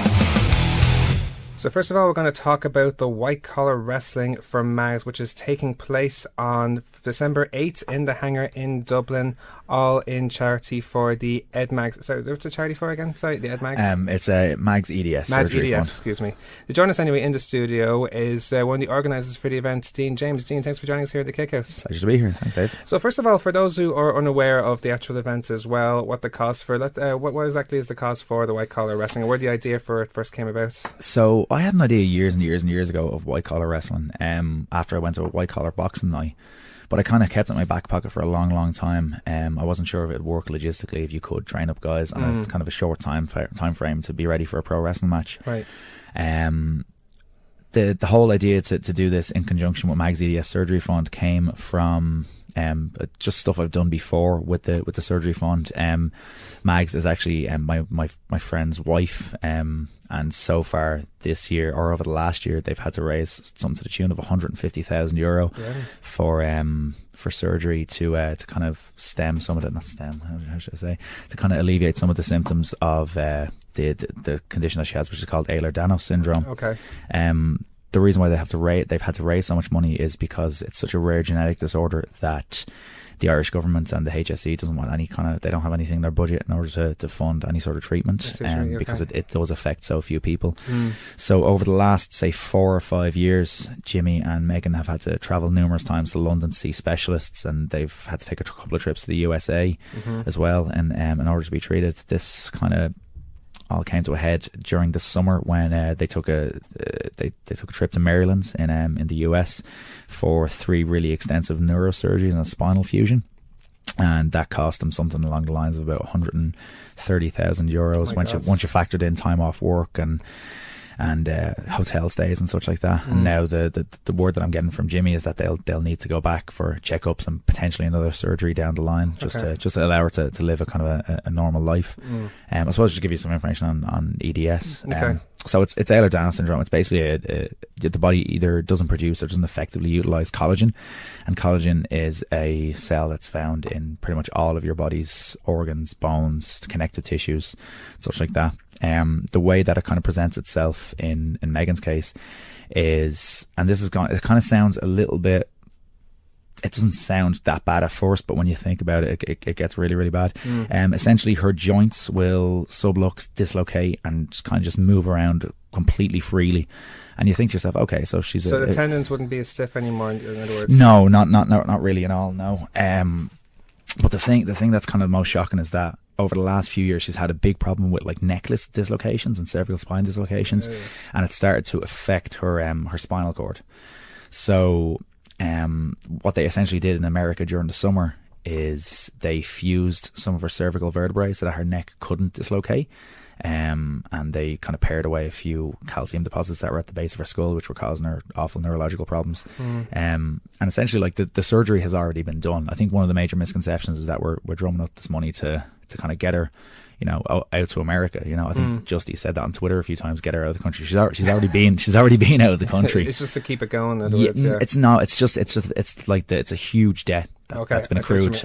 You know how the American medical system works. You can get the surgery, but then you have to pay them back. I see what you mean. So they, at present, since about last September, October, I think when they started to get really aggressive with the fundraising, they've raised about €140,000 out of 150, which is needed so far, and there's probably going to be more in the future. And that's not counting. Jimmy told me last year that they spent something to the tune of about 30 or 40,000 over the past 5 years, which hasn't been included in those expenses, just when they were determined to pay it out of their own pocket. Jimmy himself, he used to have a fairly successful small company delivering fruit and veg around Dublin. He sold that company to his next biggest competitor, purely to put the money that he got from the sale towards Megan's fund. So they've had a rough out paper around over the last 2-3 years or so with this. Absolutely, so it definitely sounds like such extremes where he had to eventually pay for stuff as well. So the idea of the white collar wrestling, then, as you said, was inspired by boxing events. So how is it different, let's say, preparing for white collar wrestling as opposed to white collar boxing? Oh God, numerous. So we all know the nature of pro wrestling isn't exactly on the up and up, shall we say. So the thing with white collar boxing is you can train for a month, you can train for 2 months, and you go into a ring and you put headgear on, you lump the head off your mate or a complete stranger, and because you're about probably terrible boxers, nobody can really get hurt. But because pro wrestling is a show, it's a lot more cooperative. There's a lot more high risk involved with the maneuvers and the positions that you get into. It does require an awful lot more training and preparation. So the idea that I had for white collar wrestling was basically we take in as many people as possible to begin training. We give them something to the tune of 4 or 5 months. We started this process in the summer when Fight Factory opened our new gym.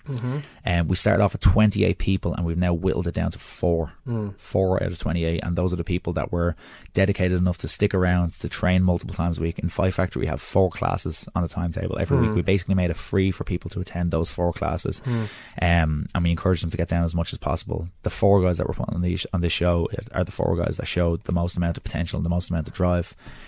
And we're sorry, as well as that, we're going to put them in with a couple of pros from the Irish wrestling scene, guys that have a lot of experience, guys that can guide them through their first match, as opposed to kind of having 2 guys in there with no experience trying to lump the head off each other and so it helps for them to go through the match with the guys who are more experienced.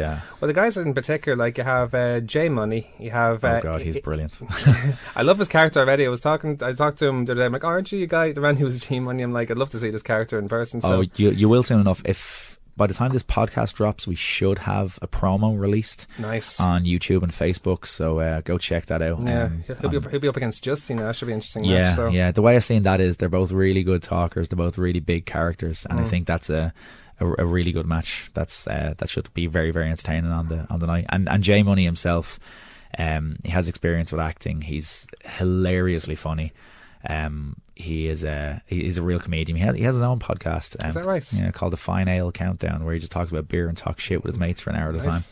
time. But he's very, very entertaining. I think Tim and Justy will gel really well. Yeah, I'm also aware of Ian Holland.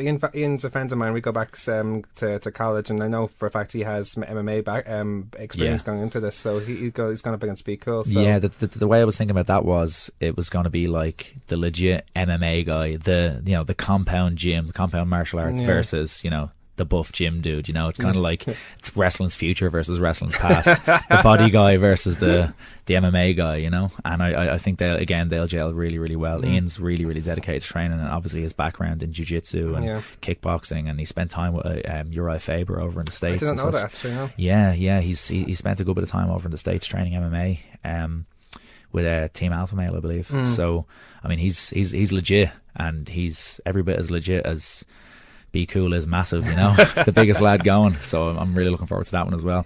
You also have Martin Steers taking on Phil Boyd. Now, what Martin Steers brought in particular to the program? Oh, Martin Steers is absolutely mental. It's the only way to describe it. He is one of those really quiet lads that when he does speak, he just says something that's completely off the wall. And how would I put so this? It's controversial. He pops the entire room. Yeah. Fun fact: his nanny invented strong style, or at least he claims. Where'd that come from? I don't know. He just keeps talking about it on Facebook. How his nanny invented strong style, and asking people would they go chop for chop with his nanny and stuff like that. He's absolutely hilarious. And we all know Phil Boyd, the master of the small package, Mr. Small Package. In fact, Small Package. That's probably for my money, that's probably going to be out of all the 4 white collar matches. That's probably going to be the best pure wrestling match. Martin's taken to wrestling like a duck to water. He's a small lad, not the biggest lad going like Be Cool, but he's extremely, extremely talented. Good little high flyer, very, very crisp in his movements, and we all know Phil's a wrestling encyclopedia. He'll bring the best out of him. Absolutely. And you mentioned a 4th match now. There is a 4th match. We're actually, as we record this, we're yet to announce it on Facebook, but the Nintembros, the Super Nintembros, oh, brilliant. They were looking for a challenge, or say that they were challenging the cartel. And as of yet, the cartel have yet to respond. Oh, I see. They may have bigger business to take care of. So one of our white collar guys, Devin West, has asked myself if I'd be willing to team up with him and take on the Super Nintembros. Interesting. And to be honest, I don't think wrestling should be about comedy. I don't think wrestling should be about nerds and gamers going into the ring. I love the Super Nintendo so far. Like, I saw them a couple of times. You don't, but I've seen them a few times on the Fight Factory shows, and they're really entertaining. So they are very entertaining. The fans seem to like them, and they're trying to give away tickets to my show. So I think we'll have a word about that. Myself and Devin West will be taking on the Super Nintembros on the night. Awesome stuff. Now, of course, but aside from the Joes versus Pros matches, you also have the more established Irish talents. Dave, the card's stacked. The card is absolutely stacked. For my money, I think it's the best purely Irish wrestling show of the year, meaning that we're not using any outside talent. We're Irish. Just like I looked at the Irish wrestling scene for about a month or two, and I said, you know what, I'm getting the best of the best for this, and if somebody's gonna pay me €15 for a ticket to give to charity, I want it to be worthwhile. I want, especially with being the elite on the night after. Yeah, I want people to have a good reason to come to our show, to not say, oh no, I'll save my money for the Young Bucks and Cody and the Foreigners and all these guys. I want people to say, if they are, say, around the Dublin area for being the elite, I'll go and check out that show. It's for charity. It's for a good cause. Yeah.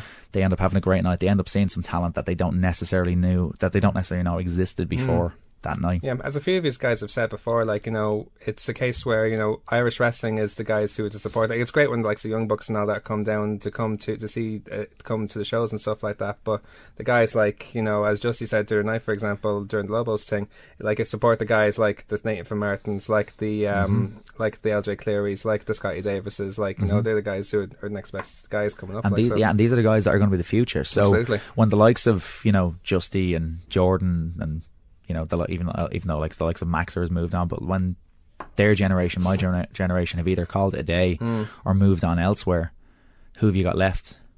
You've got great talent there. Indeed. You've got Scotty Davis, you've got Nathan Martin, you've got Michael May, you've got LJ Cleary, you've got people like Valkyrie, you've got people like Raven Creed. You've got a great next crop of talent that are just they're all in their early 20s, or some of them are in their late teens. I mean, Nathan Martin is 17 years of age. Yeah. Scotty Davis won't be 17 until this I know. week. It's shocking, isn't it? It's sick. It's absolutely sick, the level of talent that we have coming up. Yeah, speaking of Scotty and LJ, they'll be facing they'll be facing each other 1-on-1. Like, what did those two, like, what kind of match do you expect from those two in particular? Like, I think that's a bit of a, for me anyway, and for a lot of people in the know in Irish wrestling, that's a little bit of a dream match, because they are essentially each other's counterpart from the two top schools, like rivals almost in the country. Almost.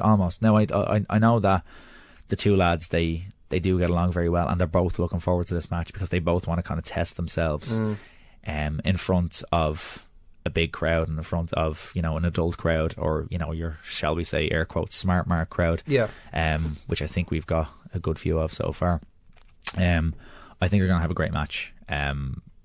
Their styles are different but very, very complementary. Obviously we've all seen LJ Cleary work. He's like just the consummate heel. He's just he's 1997's Chris Jericho, with the volume turned up, if that's even possible. Scotty Davis, he's as legit as they come. He's a former Irish national wrestling team member.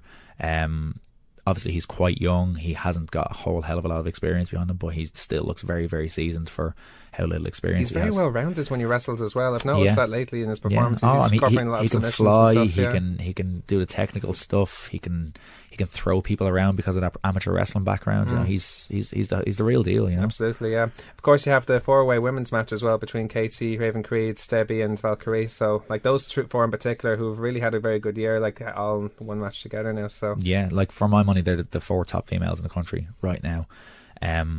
Obviously Debbie debuted this year. She's had an amazing first year in the business. She wins here to be like the icing on the cake, you know. Katie Harvey making her way back from injury. She broke her shoulder, didn't even realise. That's how tough she is. She broke her shoulder last year, didn't even realise it. Continued to wrestle on it for months and months, just strapping it up. And she had to take a little bit of time off to heal some injuries. But she said she'd be back for this, and I said, well, you're booked, of course. How could you not book Katie Harvey, the queen of Irish wrestling? Of course. Valkyrie, I think, is probably the most talented female that we have in this country, and that's including the likes of your Katie Harveys and your Martinez and stuff like that. I think she is the total package. She's so well rounded, everything from her character to her wrestling ability, to her ability to fly, to brawl, to do technical wrestling. She's the real deal, and I'm hoping that she'll show that in this show, because I think out of all the girls in the country, she has, don't want to say sound insulting, but she has the least amount of buzz about her, and I don't think that's right at all. I think she should have the most amount of buzz about her. Well, she's making a name for herself now outside of Ireland. Yeah, like, she's making her debut in Germany soon. She is, yeah, and she's done a week-long tour of England there recently enough, with more to come, because I believe the promoter was very happy with her work. So yeah, big things come for her, but I want those big things to kick off in the hangar. It'll only happen. Happen. And then finally, Raven Creed. She's really, really fresh to the scene in Dublin. She hasn't really worked up here that much. She's mostly been down in Cork. Yeah, so. Yeah. First encountered her when she worked a show for Fight Factory in Clara, and I watched the match. It was actually a 3-way with Debbie and with Valkyrie, and I watched the match from behind the curtain, and I just said, why aren't we booking this girl more often? Like, why aren't we bringing her up? She's to Dublin? technically very sound, I think. She's very, very, very good. Again, great character, great heel work, really, really crisp in the ring, and again, really young. She's only 18, I believe. She'll be something in the future. Absolutely. And just had a very, very good match at Contenders with Debbie Keitel. Absolutely, yeah, fantastic match. I really enjoyed. It was probably one of the better. Obviously, there was so many great matches, but that match stood out for me because of how technically sound and how crisp it was. Like, you know, as good as any match. I think it was a real coming out party as well for Debbie Keitel. That was for both. For my money, I think that was Debbie's best match so far. I agree.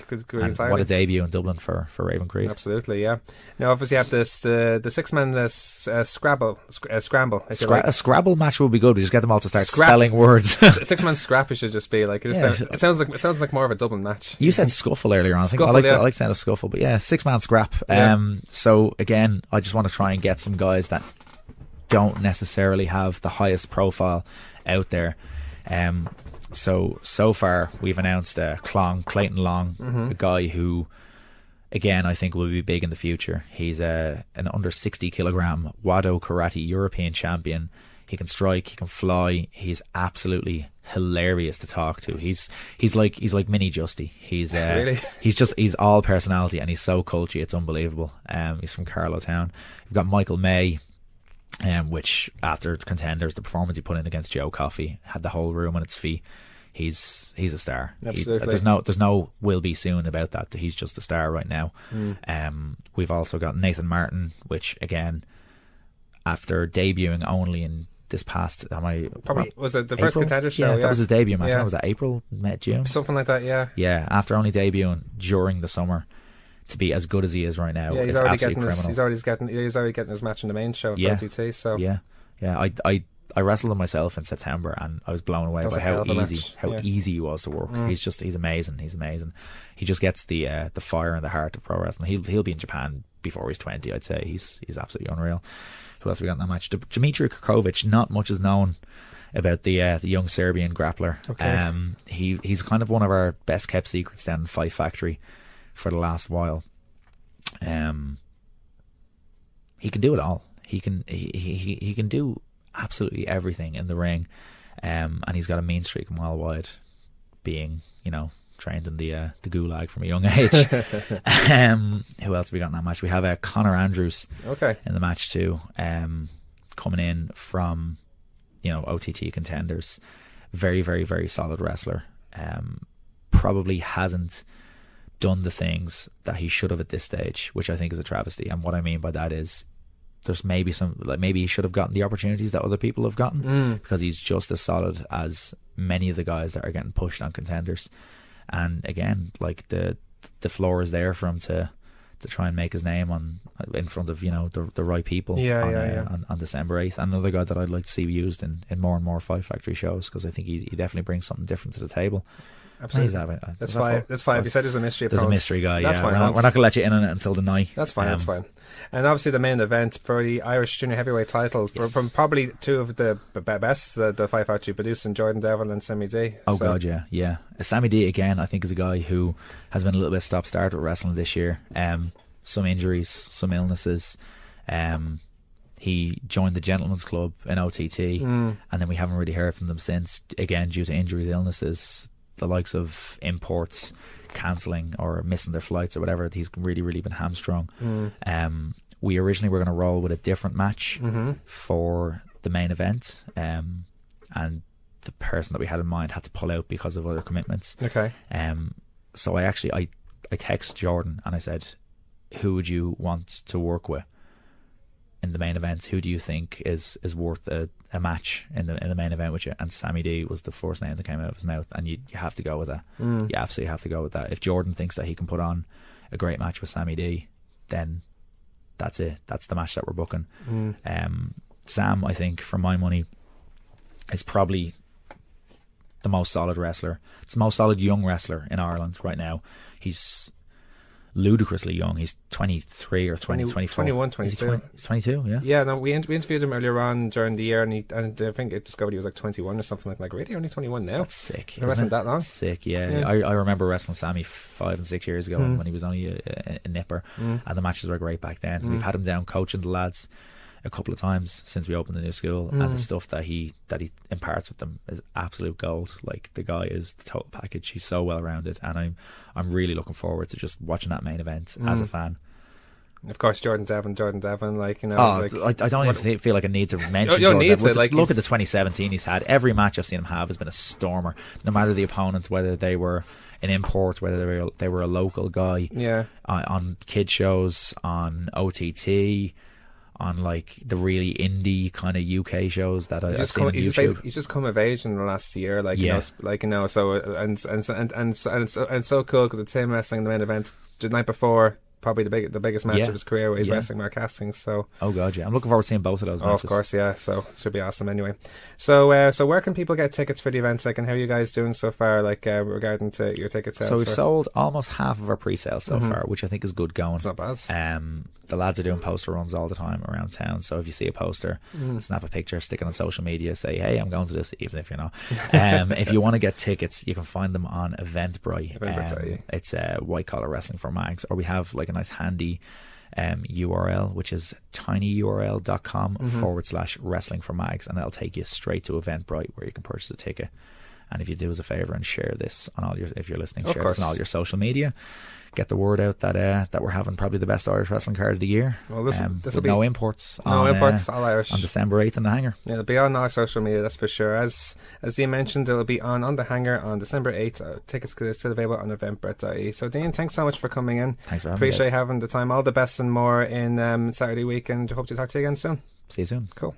Also this week we're going to talk about Over the Top Wrestling, who are back for arguably the biggest event in the history of Irish wrestling, for Being the Elite, which is happening next Saturday, December 9th in the National Stadium in Dublin. To tell us more about it now, joining us on the line, OTT ring announcer Daniel Gannon, aka Butch. Butch, thanks for joining us once again here on the Kickouts. It is always my pleasure. Pleasure's all mine, man. So first of all, we have to talk about on the back of OTT Contenders 4. What an event that was. I mean, like, as far as shows go for OTT this year, for me, that's right up there in my opinion. Yeah, it is. It's really kind of weird. It's really great to see how Contenders is a lot of the time able to keep up with the main shows as far as quality. Mm-hmm. And everyone on that show did brilliantly, and it really sets the bar for the future of Irish wrestling next year. Any newcomers that want to come next year, this is what they have to compete with to, get onto the main shows. And saying that, the space for Contenders might be a lot more open, because a lot of these contenders, I'd say, will be on the main shows by mid next year anyways. Who knows? Because there's so much talent there. Like, it's such a rich pool who are coming in, especially from the Irish wrestling scene as well. And as we said, now there's a lot of leadway going into Being the Elite. For example, the Legit 100 team was decided by Don Marnell during the show, where it'll be Curtis Murray, Nathan Martin, and Michael May who will take on British Strong Style. It's quite a team. Oh yeah, it is a team, and like Don Marnell, for once in his life, made a good decision. But he did make three really good choices, and I like the way he picked them based on British Strong Style.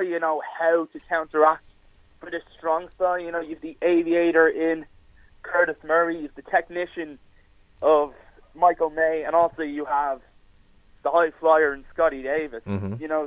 But in saying that, Scotty Davis can also get a good ground game going. So, former freestyle wrestling champion, you Absolutely, have to he's a man of many talents. But each of them have their own different traits, and I think Curtis Murray will be a big challenge for British Strong Style to keep up with. But then saying that, they are also three very agile lads. It's going to be interesting to see how the three of them face off against British Strong Style. It'll be so momentum if they're able to win this match. Absolutely. It could easily lead them to more momentum going into the main shows in OTT as well. Also from the Contender show, Nathan Martin, who you could argue was very unlucky to not be part of that team, gets an opportunity against Speedball Mike Bailey. Yeah, the thing with that was you could hear it in the match when on last Sunday, where he was screaming at Curtis, "I need this more than you," and you could see the genuine upset that with Curtis getting the win, he was. You could see it in his body. He was like, "I'm probably not going to get this. He's probably going to get this," and that's a bummer for me. But when that video aired backstage of Nathan screaming at Tom Marnell, but then he realised that he was going up against Speedball Mike Bailey. I think that's every bit as good as being in the Legit 100, because it gets to show Nathan Martin on his own. Because the main OTT crowd from the main OTT shows have known him from just being in a tag team with, say, Curtis Murray. Mm-hmm. But now everyone's getting to see him, one-on-one, and of all people, he's going up against Mike Bailey. Absolutely. Yeah, so that is going to make for an interesting match. And to be honest, I think the people who are not attending the show are going to be envious of the crowd in attendance, because it is a dark match. It won't be filmed for the on-demand service, but it's going to be a treat. It's definitely going to be a treat. So it's definitely an initiative for people to come in like for the show. Like, you know, like it's one of these things that, like, obviously there's so much to look forward to in this card, but this little thing is probably the extra elements, like, for people to come early and especially and check out that match for sure. And there's so many intriguing matches. Like there's for example, Paul Tracy to take on Bobby George Jr. with the stipulation that if George loses, he will be out of OTT. Yeah, it's a bit of a sad one, to be honest, because you know, Bobby George Jr. he made one of the quickest impacts of OTT, especially with the fans over the past few months. And you know, despite the losing streak, he's just been a treat to have. And with him and Tony Idol, who no idea how he's coping. I think he is still in recovery. Oh, really? We'll find out as the week goes on. Yeah, after Paul Tracy decided to ambush him, but Tony Idol and Bobby George are a treat, but it's going to be weird at the stadium to see how Bobby George is going into this match rather than he does like normal matches. Is there going to be a bit more serious in him, or is he still going to have the same crack and be able to pick up a win? Because as we know, Paul Tracy is the biggest veteran in Irish wrestling. Absolutely. And he's no easy opponent. Absolutely, yeah. So it's definitely a lot on the line there for Bobby George, certainly if he loses. And Paul Tracy, one of these guys who, you know, he's a very crafty veteran. So he's one of these guys who can find a way to win, like, you know, like in any ways necessary. So it's definitely an intriguing match there. One of the international matches that's very intriguing is Flip Gordon in a triple threat match. Flip Gordon, Ray Phoenix, and the reigning Ring of Honor World Champion Cody. Oh yeah, that's a match I'm looking forward to, because Flip Gordon, he came to OTT back in September. He impressed in that Cereal Bowl match, and it's good to have him back because he is a very agile wrestler and he has a tremendous future in the world of professional wrestling. Absolutely. And it's good that we get to see him back going up against Phoenix, who I've been dreaming about coming to OTT for months and months, and it's finally getting to happen because he's one of the best high flyers in the world at the moment. And then you have the American Nightmare himself, the reigning Ring of Honor champion. I mean, ever since leaving the WWE, that man has just been on a different tear altogether. Absolutely. And this year was big. Next year, I think, is going to be a bit bigger for him. And, you know, it's going to be good to get to see him in OTT. Because, you know, as the Young Bucks, when they were here before, they rave OTT very highly. You know, answering in Q&As in the OTT is one of their favourite places to work. Yeah. And I like to see how Cody Rhodes' reaction is, because, like, I know the Young Bucks, they've travelled all around the world, Japan and everything, but, like, Cody Rhodes has been at the very top. I want to see how he sees OTT. Does he think this is one of his favourite places? Because it'd be really cool if he does. Yeah. It definitely would be, for sure. Like, we know, because now, as you said, the Young Bucks, and Marty Scurll as well, they talk very highly about OTT. And here's Cody coming in, who he's had such a great this year. Can you only imagine how he'll get on next year if he continues in Ring of Honor, even New Japan next year? But the momentum he's going, especially with Bullet Club, so it's definitely one to check out. And speaking of the Bullet Club, anyway, you mentioned Young Bucks and Marty Scurll. They'll be in 6-man tag team action against a guy I've been personally looking forward to, waiting, hoping he come to OTT, Dalton Castle, along with the boys.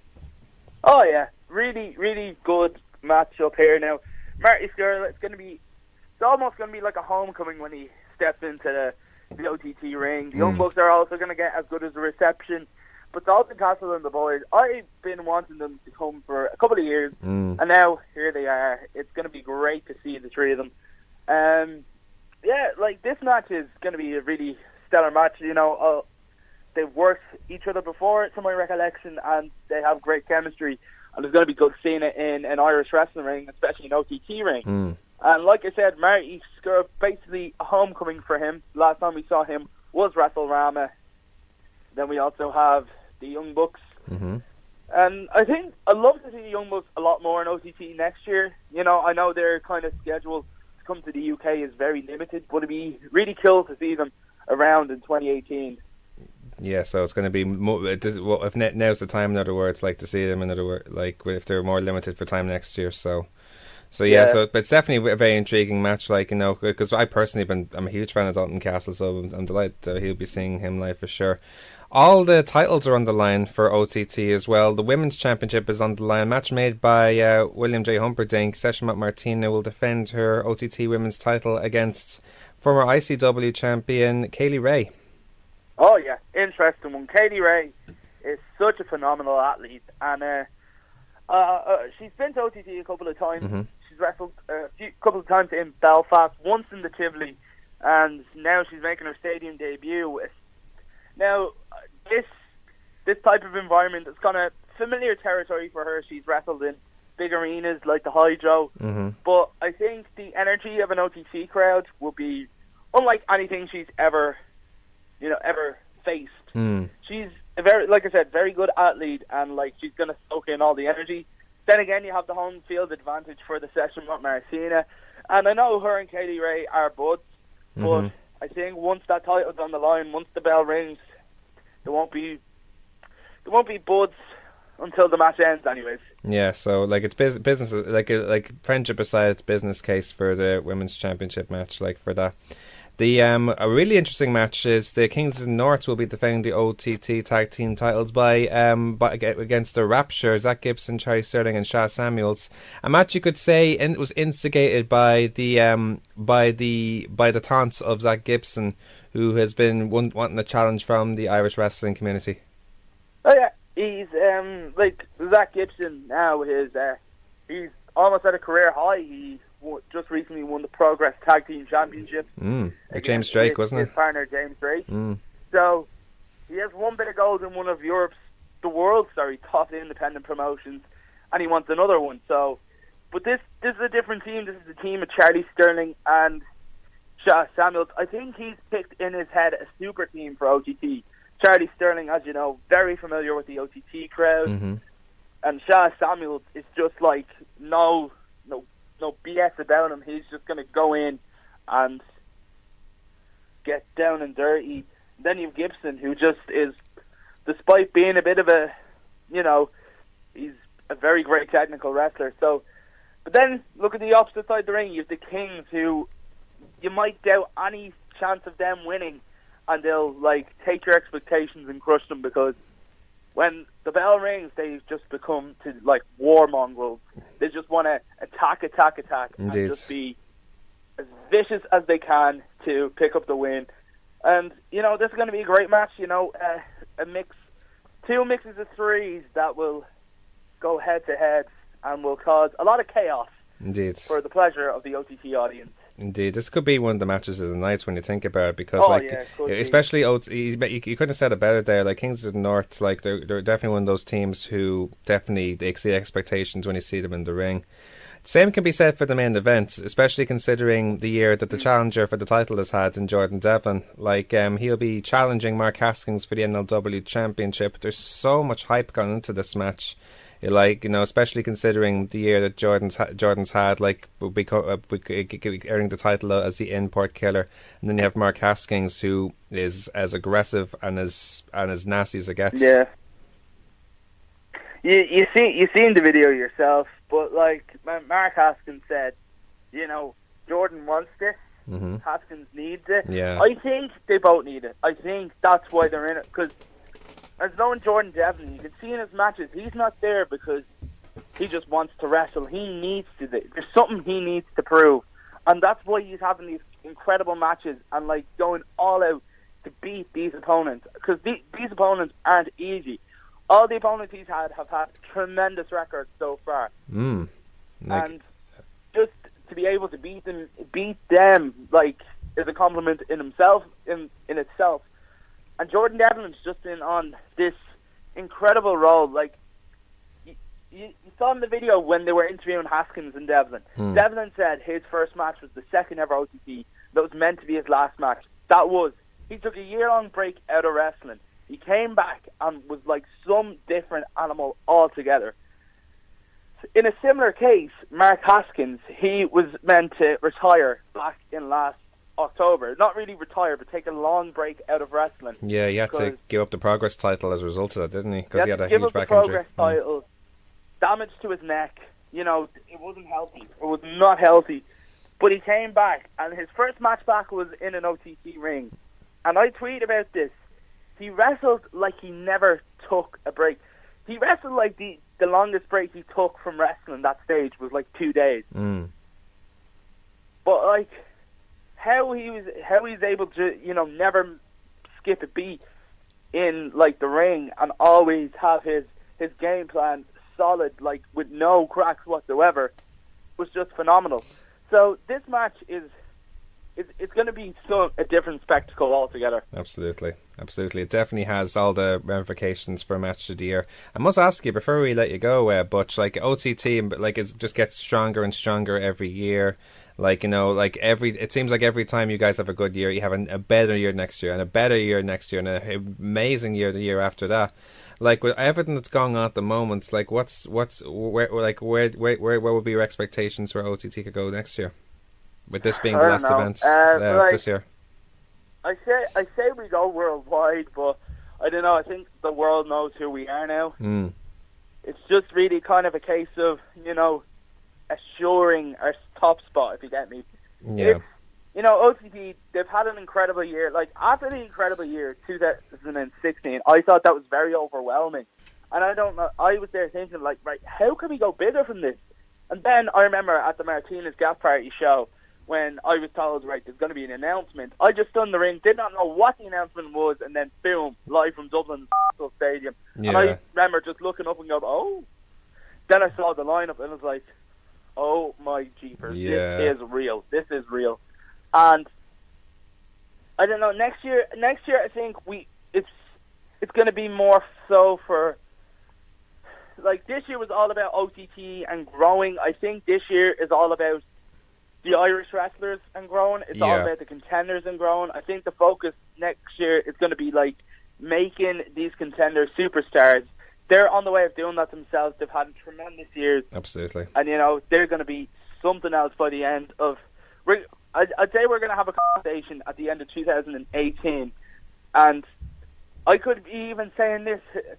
We could be previewing a match for the NLW Championship that features, I don't know, say, Steve Davis, that say a Curtis Murray, or even a Michael May, or Nathan Martin. Easily.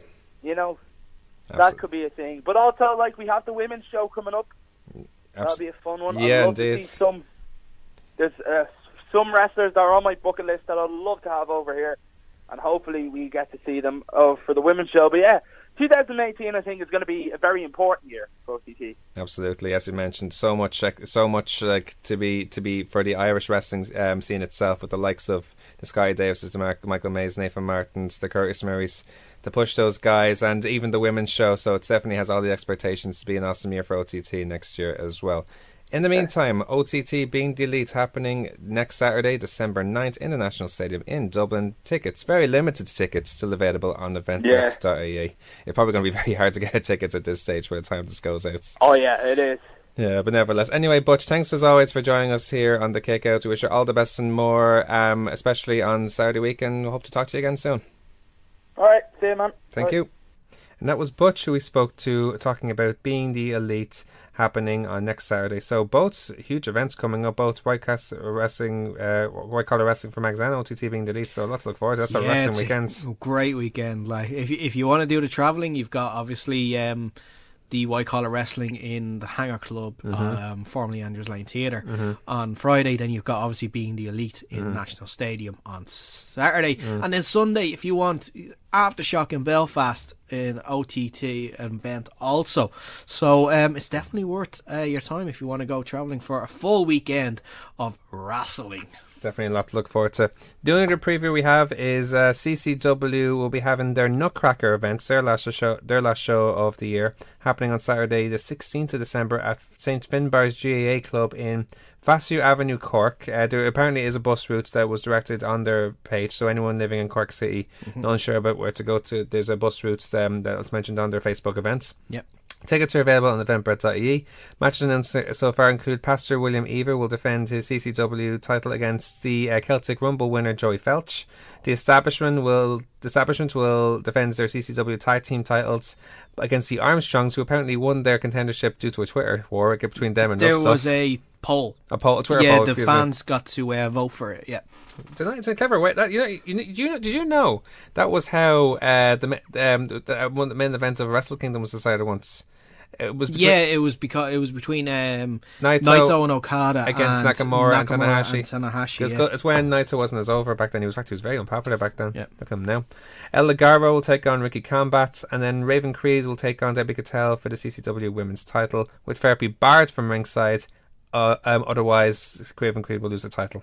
So Should be interesting. Should be very interesting. Also, Pro Wrestling Ulster announced their last show before the end of the year, happening on New Year's Eve. The Blitz of 2017 will be taking part at 513 Belfast Butcher Road. S13 they call it, I think. S13, Yeah. it? Ah, okay. I'm not too familiar with it. Yeah. So But yeah, involving everyone's favourite Rick and Morty wrestler, I should say. Rick and Morty fan who's a wrestler, sorry, because his t-shirts and stuff are all Rick and Morty stuff. Chris Renview, yeah. Exactly. Lionheart will also be there, along with Wreck-It Rogers Tucker, and of course Katie Harvey is going to be making her in-ring return as well there too. So she's been out for a while, and for all of us Katie Harvey fans, can't wait to see her back. Should be very interesting indeed. That's our previews of the week. Now let's finish off our show with our yes nos. Yes, no! Yes, no! Yes, no! There's a few interesting ones this week. Obviously, we'll start with the most heartbreaking one: Jim Johnson leaving WWE. Jim Johnson's never going to leave WWE. WWE can never live without Jim Johnson. I imagine so. Yeah. Leo Rush to leave WWE. There's rumours about it, all right. He hasn't. This is not really a spoiler, but he wasn't on the latest tapings of. But he NXT. But he was in the live shows. Yeah. He was in the Lakeland house shows. Yeah, so there are a lot of rumours, and he's been sending out like cryptic tweets and stuff like And that. he's moved WWE and NXT off his Twitter and Yeah. so it's It uncertain. would be a shame for him to lose a job over that stupid tweet that he sent after Emma got released. Okay, he made one mistake. He shouldn't lose his job over that. Yeah, but Maybe there's something other stuff happening backstage or something. We don't know. We don't know. He's still young though, so there's still always a chance to come back. The Singh brothers to leave SmackDown. I hope not. I like them. Yeah, I've enjoyed they them on it. they give Jinder Mahal what he needs. Exactly. Yeah. Now, unless they're moving them away, and because they're pulling the plug on Jinder, I don't know, because they have to do that if they want to pull the plug on Jinder. So maybe. Here's two possible rumors of returns for WWE. First of all, Rob Van Dam. No. Ken Shamrock is the other one. No. I saw that he wants to fight Brock for the title. No, That's not going to happen. it's not happening. He's in his 50s. He's in his 50s. As well. Drew McIntyre to return at WrestleMania weekend. How cool would that be? Yeah. No, it doesn't have to be at WrestleMania specifically, but certainly for the NXT. Yeah. Why not? Yeah. And finally, Daniel Bryan to face Cody at the Bullet Club promoted events next year. I'm just going to throw a yes out there. I don't know if it's going to happen. It probably won't, but it's something I'd love to see. Why not? Absolutely. Yeah. Certainly something to look forward to if it ever happens. Anyway, that's all we have time for this week on The Kickouts, your weekly pro wrestling guide, right here on 90.3 Near FM and all good podcasting bars and on the AMC Network podcast. Make sure to check us out on Facebook at facebook.com/The Kickout Wrestling, on Twitter at The Kickout Live, myself at Dave Bandana, and Daragh at Mars Bar. Now, before we continue on, we have a quick announcement for anyone listening to us on Near FM. We have a different schedule now. Starting next week, our show will be playing at 4:30 p.m. rather than 3 p.m. So we'll be going from 4:30 to 6:30 in future to a new schedule. So we're looking forward to that. It's a new schedule for us, a bit later time. Maybe we can get away with more. Who knows? Ooh. Probably not. So we'll be back next week at the new time of 30 p.m. on Near FM. 30? 4:30 p.m. 4:30 p.m. Oh, you were going so well. To talk about the latest developments of pro wrestling, but here in the prod. We'll go out with this, obviously, with Jim Johnson, rumoured to become. It's not, as we said, I'm sick with unconfirmed reports because it's not official by WWE themselves. We have to go out on a Jim Johnson song, and for me, I think the most iconic one was Stone Cold. I'd agree. We'll go with that. Yeah, I think I'd agree. Yeah. So we'll go out and Just that. Are you going to do it where it shatters? Is it going to shatter? Of course. Of course, it can't be anything other than that. So we'll go out with that. So until next week, I've been Dave Cullen. He's been Daragh Maher. This has been The Kickout. Thank you so much for listening, and have a great weekend.